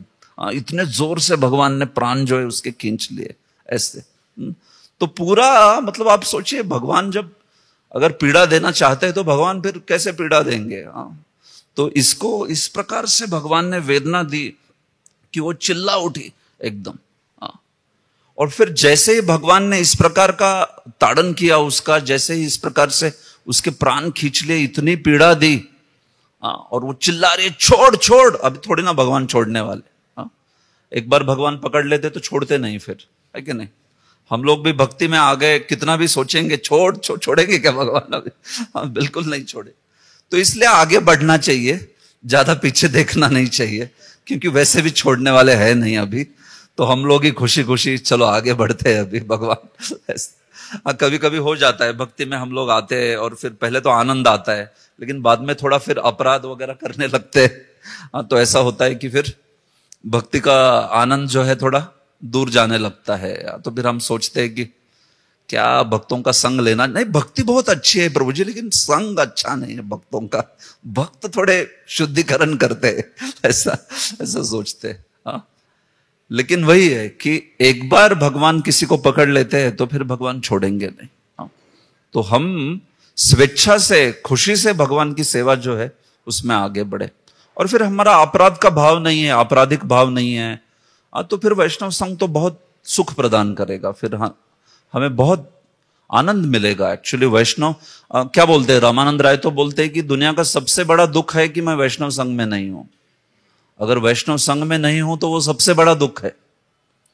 कभी अपने को अगर ठीक, हमारा एटीट्यूड ठीक नहीं है तो लग सकता है अरे बहुत बड़ा दुख है भाई वैष्णव संघ, मुझे अकेला छोड़ दो।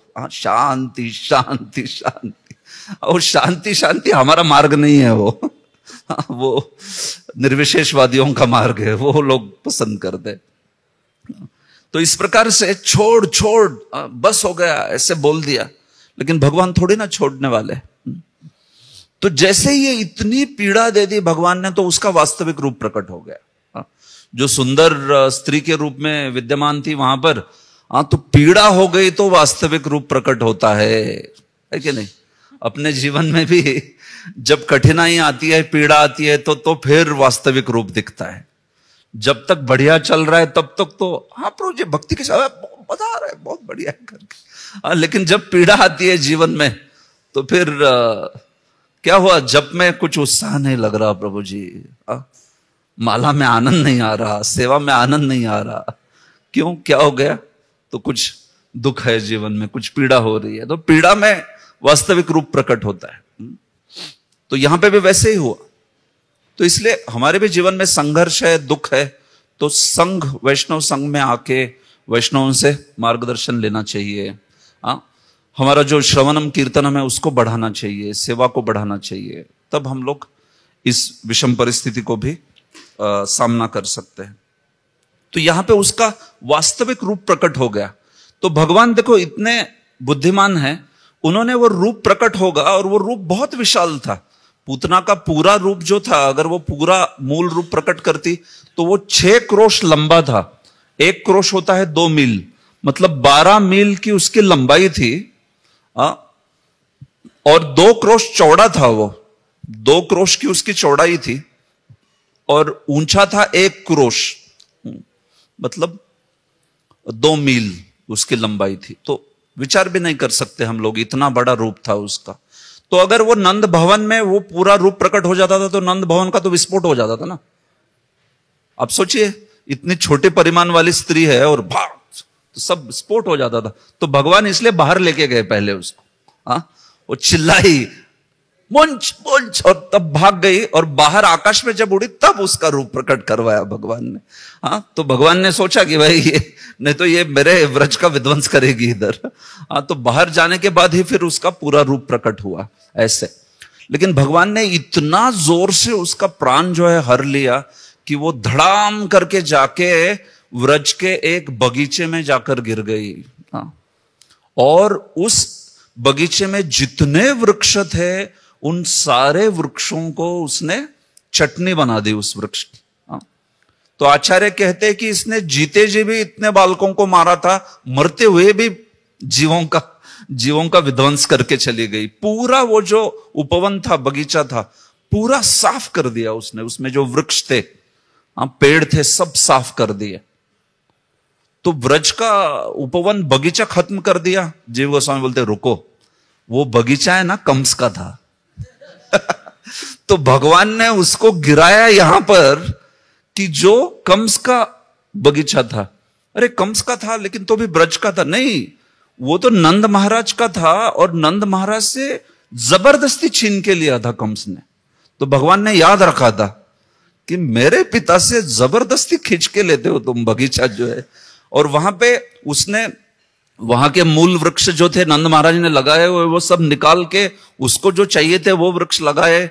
और वो सब फल जो है वो सब पैक होके कंस के पास जाते थे। तो भगवान बोले कि ये तुम्हारे वृक्ष है, ये तुम्हारे फल है, एक भी छोड़ूंगा नहीं अभी मैं, देखो।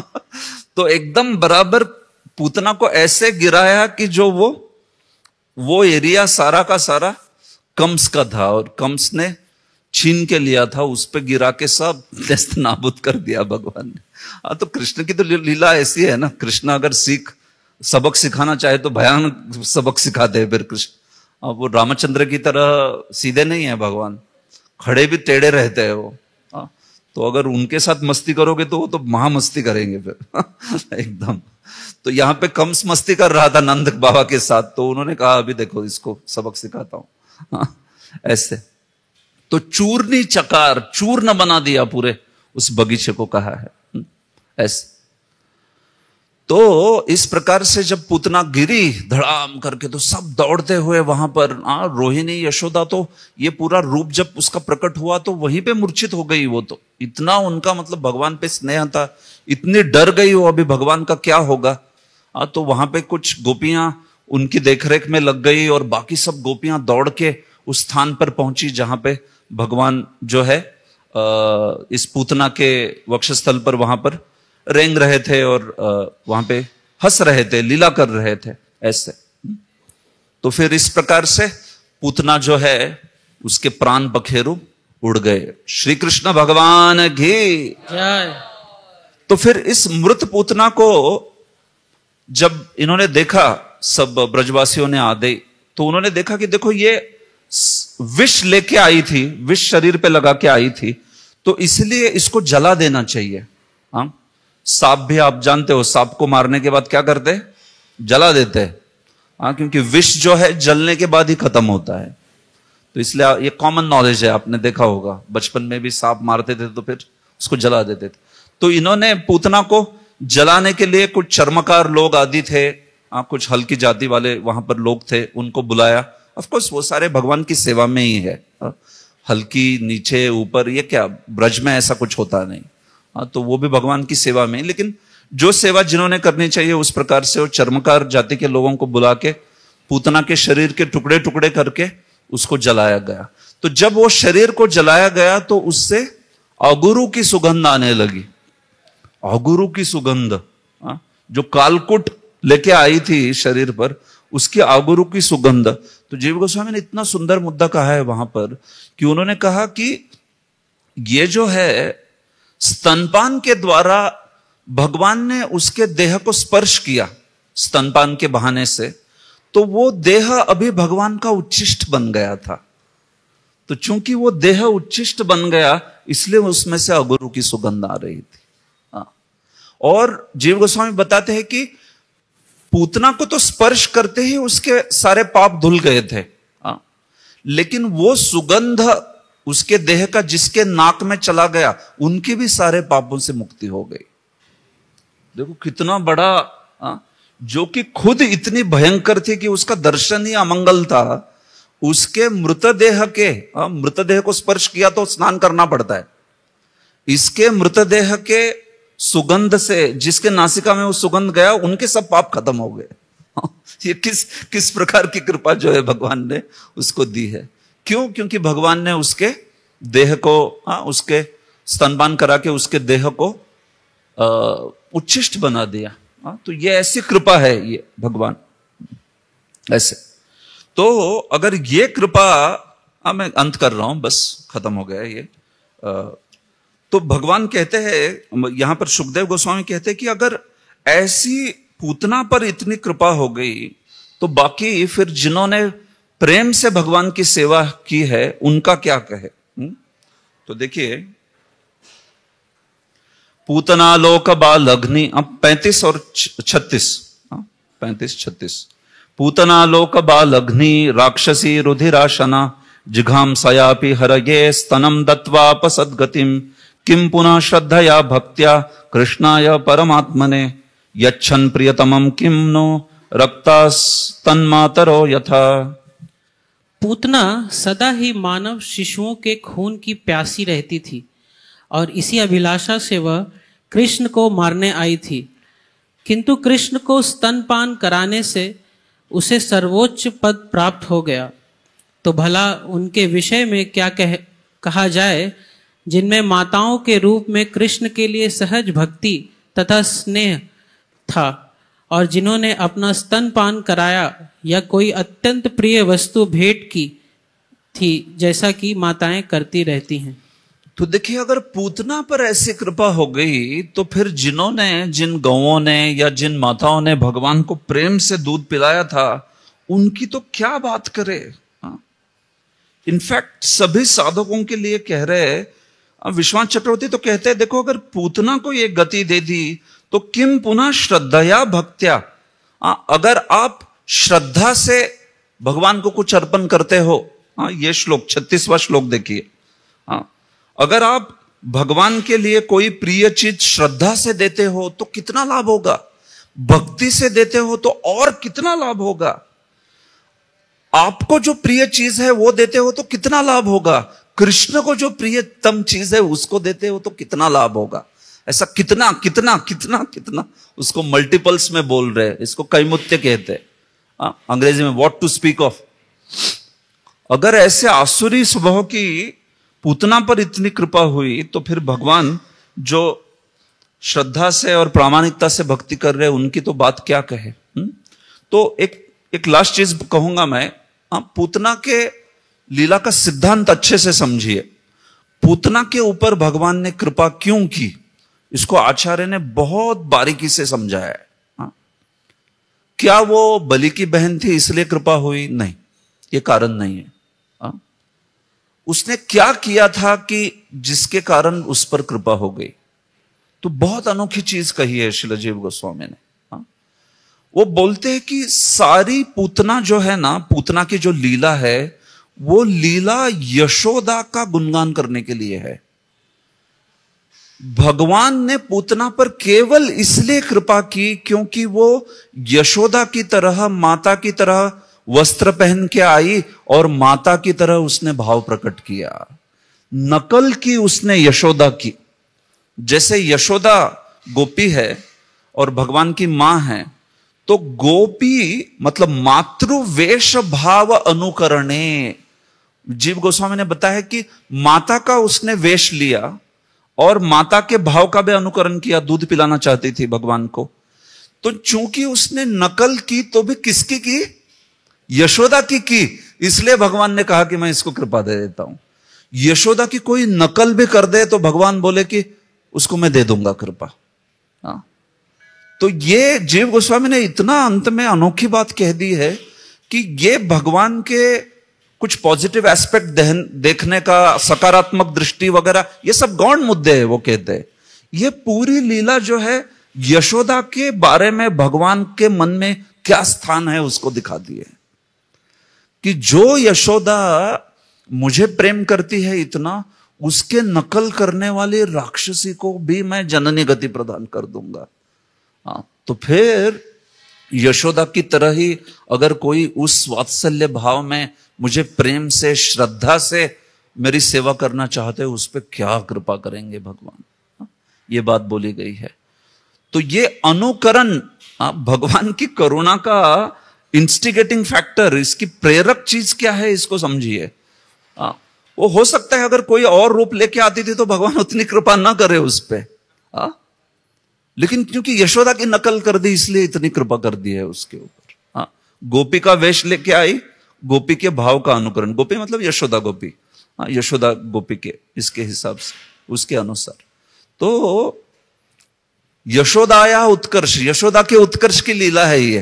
पहली बार मैंने जब ये बात पढ़ी थी तो अचंभित रह गया कि ये सारी लीला में एक्चुअली यशोदा का गुणगान है पूरा पूरा ऐसे। तो इस प्रकार से पूतना को जननी गति प्रदान की है। और ये जो है गोलोक वृंदावन में पूतना भगवान के, यशोदा जो है उनके जो सेवक गोपियां हैं उसमें एक इनको भी स्थान है, और वहां पर ये भगवान को देख सकती है, स्पर्श नहीं कर सकती। कुछ गोपियों की लीला स्पर्श करने की है, नहलाने की है भगवान को। कुछ गोपियों की लीला जो है एकदम यशोदा के पास लाके देने की है, और कुछ गोपियां जो है देख सकती है, बाकी अरेंजमेंट कर सकती है, वो टेबल लगा दिया, बेड लगा दिया, ये कर दिया ऐसे। तो पूतना, चूंकि पूतना पर विशेष कृपा तो हुई, लेकिन तो भी भगवान जो प्रेम से उनकी सेवा करने वाला है और जो आसुरी भाव से सेवा किया, इसमें थोड़ा विवेक भी रखते हैं भगवान। तो एग्जैक्टली वो डेस्टिनेशन नहीं दिया है जो कि एक प्रेमी माता की तरह उन लोगों को मिलेगा ऐसा। अगर कोई माता की तरह प्रेम से भगवान की सेवा करता है तो फिर ऐसे व्यक्ति को भगवान को स्पर्श करने का अधिकार भी प्राप्त हो जाता है। तो पूतना पर कृपा तो है ही, लेकिन साथ ही साथ उसमें एक सीमा भी रखी है भगवान ने, क्योंकि फिर नहीं तो फिर ऐसा हो जाएगा कि लोग सोचेंगे कि प्रतिकूल भाव से मैं भी सोचती हूं, तो प्रतिकूल भाव से भक्ति करना क्या यह संभव है? नहीं, अनुकूल भाव से ही भक्ति करनी चाहिए। तो प्रातिकूल्यता का उदाहरण नहीं बनना चाहिए। इसलिए भगवान ने पूतना पर कृपा भी की है, लेकिन एट द सेम टाइम वो कृपा उतनी नहीं है जैसे यशोदा या अन्य गोपियां जो भगवान को दूध पिलाई वैसे। इसलिए वो श्लोक अंत में वैसा आया है, किम पुनः, फिर उनकी तो क्या बात करे, मतलब वो फर्क है ना दोनों में, ये बात बताई जा रही है ऐसे। तो इसको श्रील अजीब गोस्वामी और विश्वनाथ चक्रवर्ती ने समझाया। तो बस यही बात है। भक्तिविनोद ठाकुर कहते हैं कि पूतना जो है मिथ्या गुरु को दर्शाती है। हम मिथ्या गुरु, तो हमारे जीवन में भी अगर वैष्णव गुरु नहीं है, मिथ्या गुरु है, तो वो मिथ्या गुरु हमें ऐसे दिखाते हैं जैसे मानो बहुत दूध पिला के हमें वृद्धि करे, हमारा पालन पोषण करे, लेकिन वो दूध एक्चुअली विष है वो। तो उसी प्रकार से मिथ्या गुरु होते हैं, वो ऐसी दुनिया की चीजें कहेंगे, भौतिक चीजें कहेंगे, भौतिक लाभ की बातें करेंगे, जिससे हमें लगेगा कि ये मेरे अनुकूल बातें कर रहे हैं, लेकिन वास्तविक वो कृष्ण से दूर लेके जाते हैं, कृष्ण से प्रतिकूल विचार होते। तो खास करके आजकल के सोशल मीडिया के जमाने में तो ऐसे मिथ्या गुरु एकदम टिप ऑफ द फोन पे, कैसे कहां पे भी जाओ, आजकल फ्लाइट में जाओ, ट्रेन में जाओ, ऐसे चलता रहता है। इंस्टा के रील्स या फिर यूट्यूब शॉर्ट्स देखते रहते लोग, तो उधर तो सारे मिथ्या गुरु ही बोल रहे हैं ज्यादातर। तो हमें खास करके इस घड़ी में तो बहुत बचना चाहिए कि क्या हम जो सुन रहे हैं वो प्रामाणिक गुरु से सुन रहे, प्रमाण से सुन रहे, शास्त्रों के आधार पे सुन रहे, कि बस ऐसे ही कोई अपने मन से बता रहा है। हाँ, ऐसे, क्योंकि इतना लोगों को बोलने का उत्साह है आजकल ना, कोई सुनना नहीं चाहता ज्यादा, हर कोई बोलना चाहता है। जैसे आप विश्वास नहीं करोगे, एक बार मैं जूम क्लास दे रहा था और वो क्लास में जो छात्र है वो किसी और को क्लास दे रहा था, तो मैं श्लोक पढ़ रहा हूं और गलती से उसने अनम्यूट कर दिया खुद को और वो भी श्लोक पढ़ रहा है उधर दूसरा।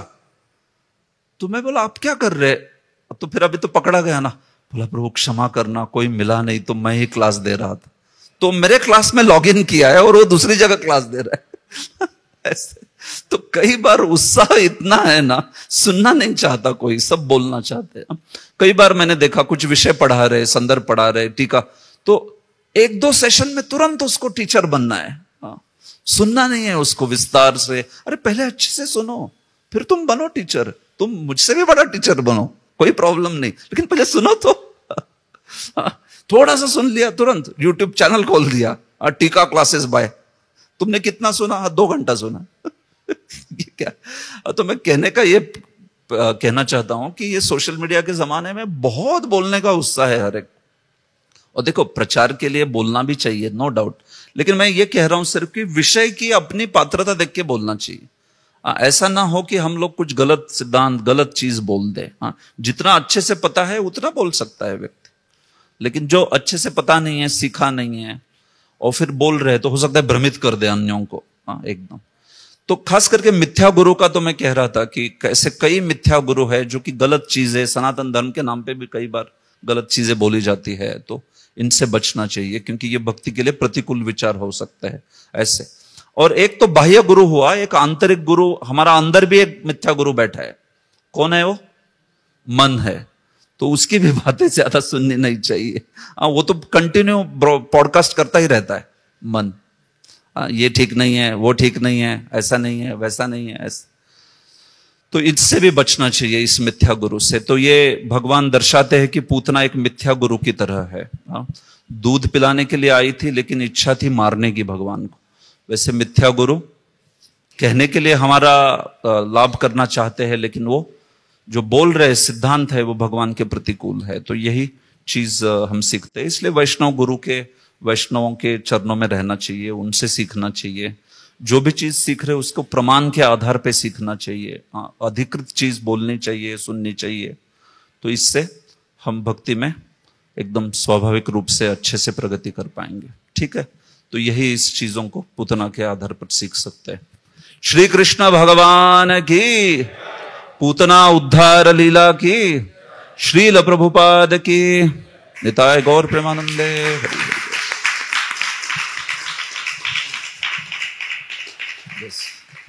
क्वेश्चन था जस्ट। हाँ, यस, किसी का प्रश्न है तो पूछिए। जैसे आपने कहा कि इसको उनको वहां जो शब्द यूज किया धात्री, धात्री का अर्थ फिर क्या लेंगे फिर वहां? हाँ, तो यस, बिल्कुल। हाँ, तो शब्द एक्चुअली प्रयोग किया है धात्री उचिताम। तो विश्वनाथ चक्रवर्ती कहते हैं उचिता शब्द आया है वहां पर, सिर्फ धात्री नहीं आया। धात्री के उचित। तो जैसे वो उदाहरण देते हैं कि अगर किसी को कहते हैं कि उसके पास राजा के उचित धन है, या कि उसका राजा के उचित सत्कार हुआ, तो ऐसे नहीं कि उसको राजा बनाया, तो उसको राजा नहीं बनाया। तो उसी प्रकार से धात्री उचिताम, तो वो कहते हैं कि धात्री के उचित उसको गंतव्य दे दिया, लेकिन धात्री नहीं बनाया उसको, क्योंकि धात्री तो स्पर्श कर सकती है भगवान को।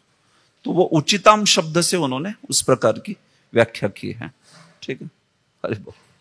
यस, यस, माता जी कुछ प्रश्न पूछना चाहते हैं?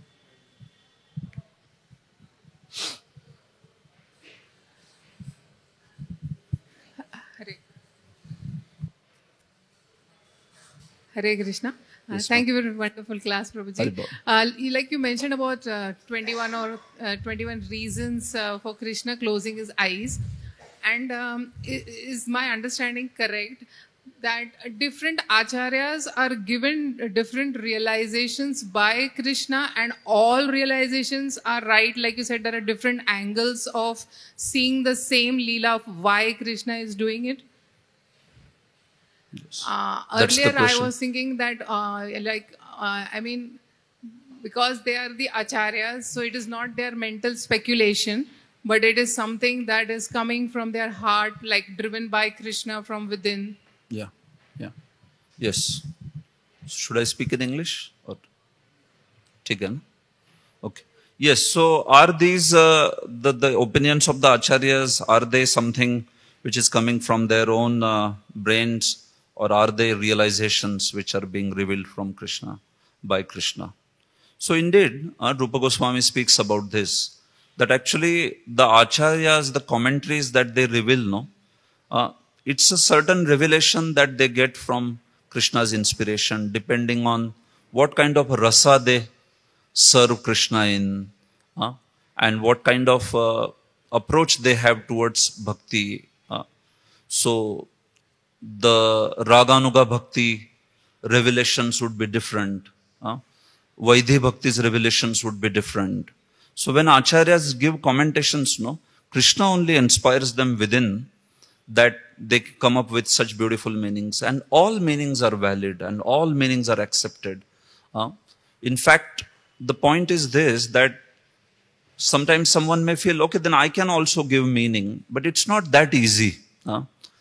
Three criteria should be mentioned when we speak about a commentator. So the commentary should not have any rasabhas. There should not be any conflict of rasas. Second, commentary should not have any siddhanta virod. You should not contradict any philosophical ideas there. Somebody starts commenting on himself, but if you find these doshas, then that commentary is not accepted by Vaishnavas.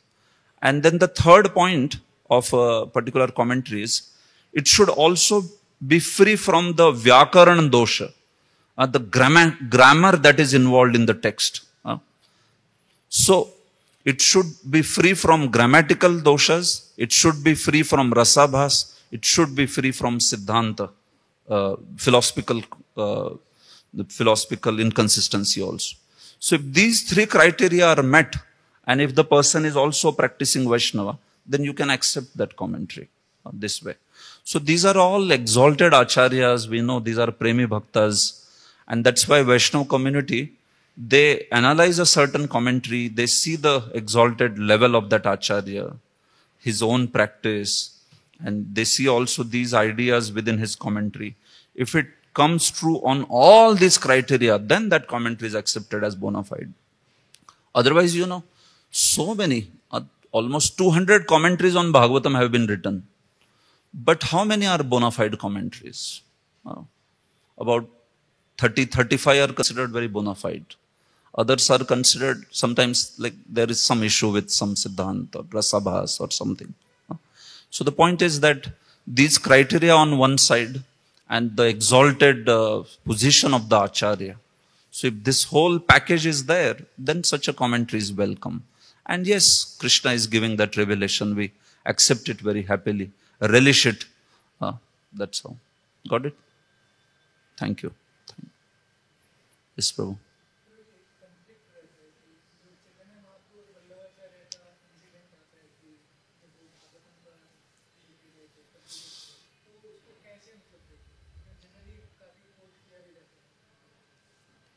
देखिए, अगर संप्रदाय आचार्यों में कभी कोई मतभेद दिख जाए, कॉन्फ्लिक्ट दिख जाए, तो उसको ना एकदम उचित दृष्टिकोण से देखना चाहिए।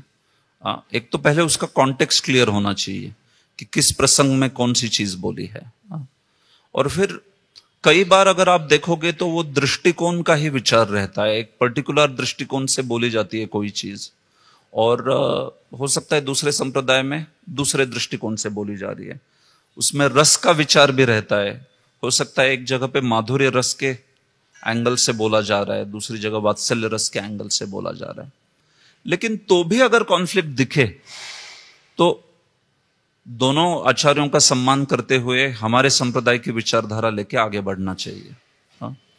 क्योंकि कभी कभी ऐसे विचार, अभी जैसे मैं तो टीका आदि पढ़ता हूं काफी विस्तृतता से, कभी कभी दिख जाता है कि ये दो अलग विचार है, सीधे सीधे दो अलग विचार है। तो उसमें क्या करना चाहिए? तो जैसे कई बार मैंने इस पे काफी विद्वानों से भी बात की, परम वैष्णव विद्वान है वृंदावन में भी, तो यही सलाह रहती है कि हम किसी के प्रति दोष बुद्धि नहीं करते हैं, लेकिन प्रभुपाद जी ने, हमारे आचार्यों ने जो हमें दिया है विचार, उसी विचार को लेके आगे बढ़ते हैं। तो इसलिए वो जो डिफरेंसेस है वो पर्टिकुलर क्या चीज है वो देखना पड़ेगा उसके अनुसार। मैं जैसे कह रहा हूं, हो सकता है उसमें दृष्टिकोण समझ नहीं रहा हो किसी को, इसके कारण वो उसको लगता है कि दो विपरीत बातें बोली जा रही है ऐसे। तो देखो, भगवान का ऐसा है ना कि जो जिस संप्रदाय में है और जो जिस रस में भगवान की सेवा कर रहा है, उस रस को वो भगवान उसको अंदर से कन्विक्शन देते हैं कि यही बेस्ट है करके। अगर वैसा नहीं दिया तो फिर तो वो दूसरा मार्ग ले लेगा ना। अब समझ रहे हो?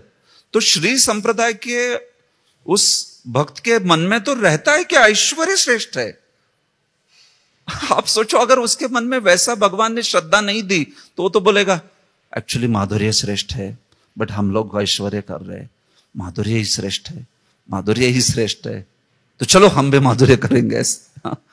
तो ऐसा, इसलिए आप समझो, ये एक सूक्ष्म मुद्दा बोल रहा हूं मैं, बहुत बिंदु ये समझिए कि भगवान, जैसे गीता में भी भगवान कहते हैं ना, क्या है वो, तामे व विदधामि हम, जो भी श्रद्धाएं हैं वो श्रद्धा को मैं ही देता हूं, भगवान कहते हैं।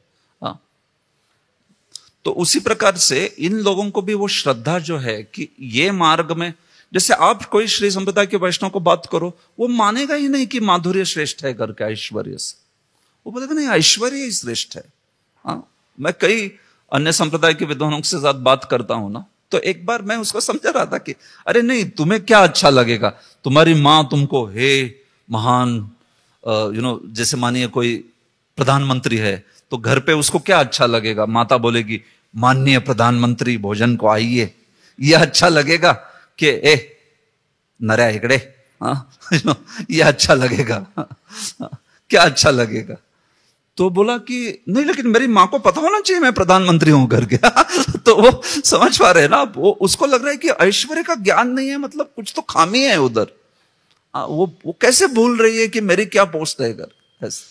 तो मैं ये बताना चाहता हूं कि भगवान ना वैसी श्रद्धा प्रदान करते हैं हर एक को, इसलिए ऐश्वर्य वाले को लगेगा ऐश्वर्य ही श्रेष्ठ है, माधुर्य वाले को लगेगा माधुर्य ही श्रेष्ठ है। हालांकि हम लोग एक ऑब्जेक्टिव वस्तुनिष्ठ एनालिसिस करेंगे तो दिखता है कि बहुत माधुर्य रस जो है वो तो बहुत घनिष्ठ है, इट इज वेरी इंटीमेट। इसलिए तो हम लोग देखते भी है कि महाप्रभु ने जब बात की तिरुमला भट्ट से और वेंकट भट्ट से, तो वो भी बोल दिए कि हाँ ये तो सही है एकदम ये।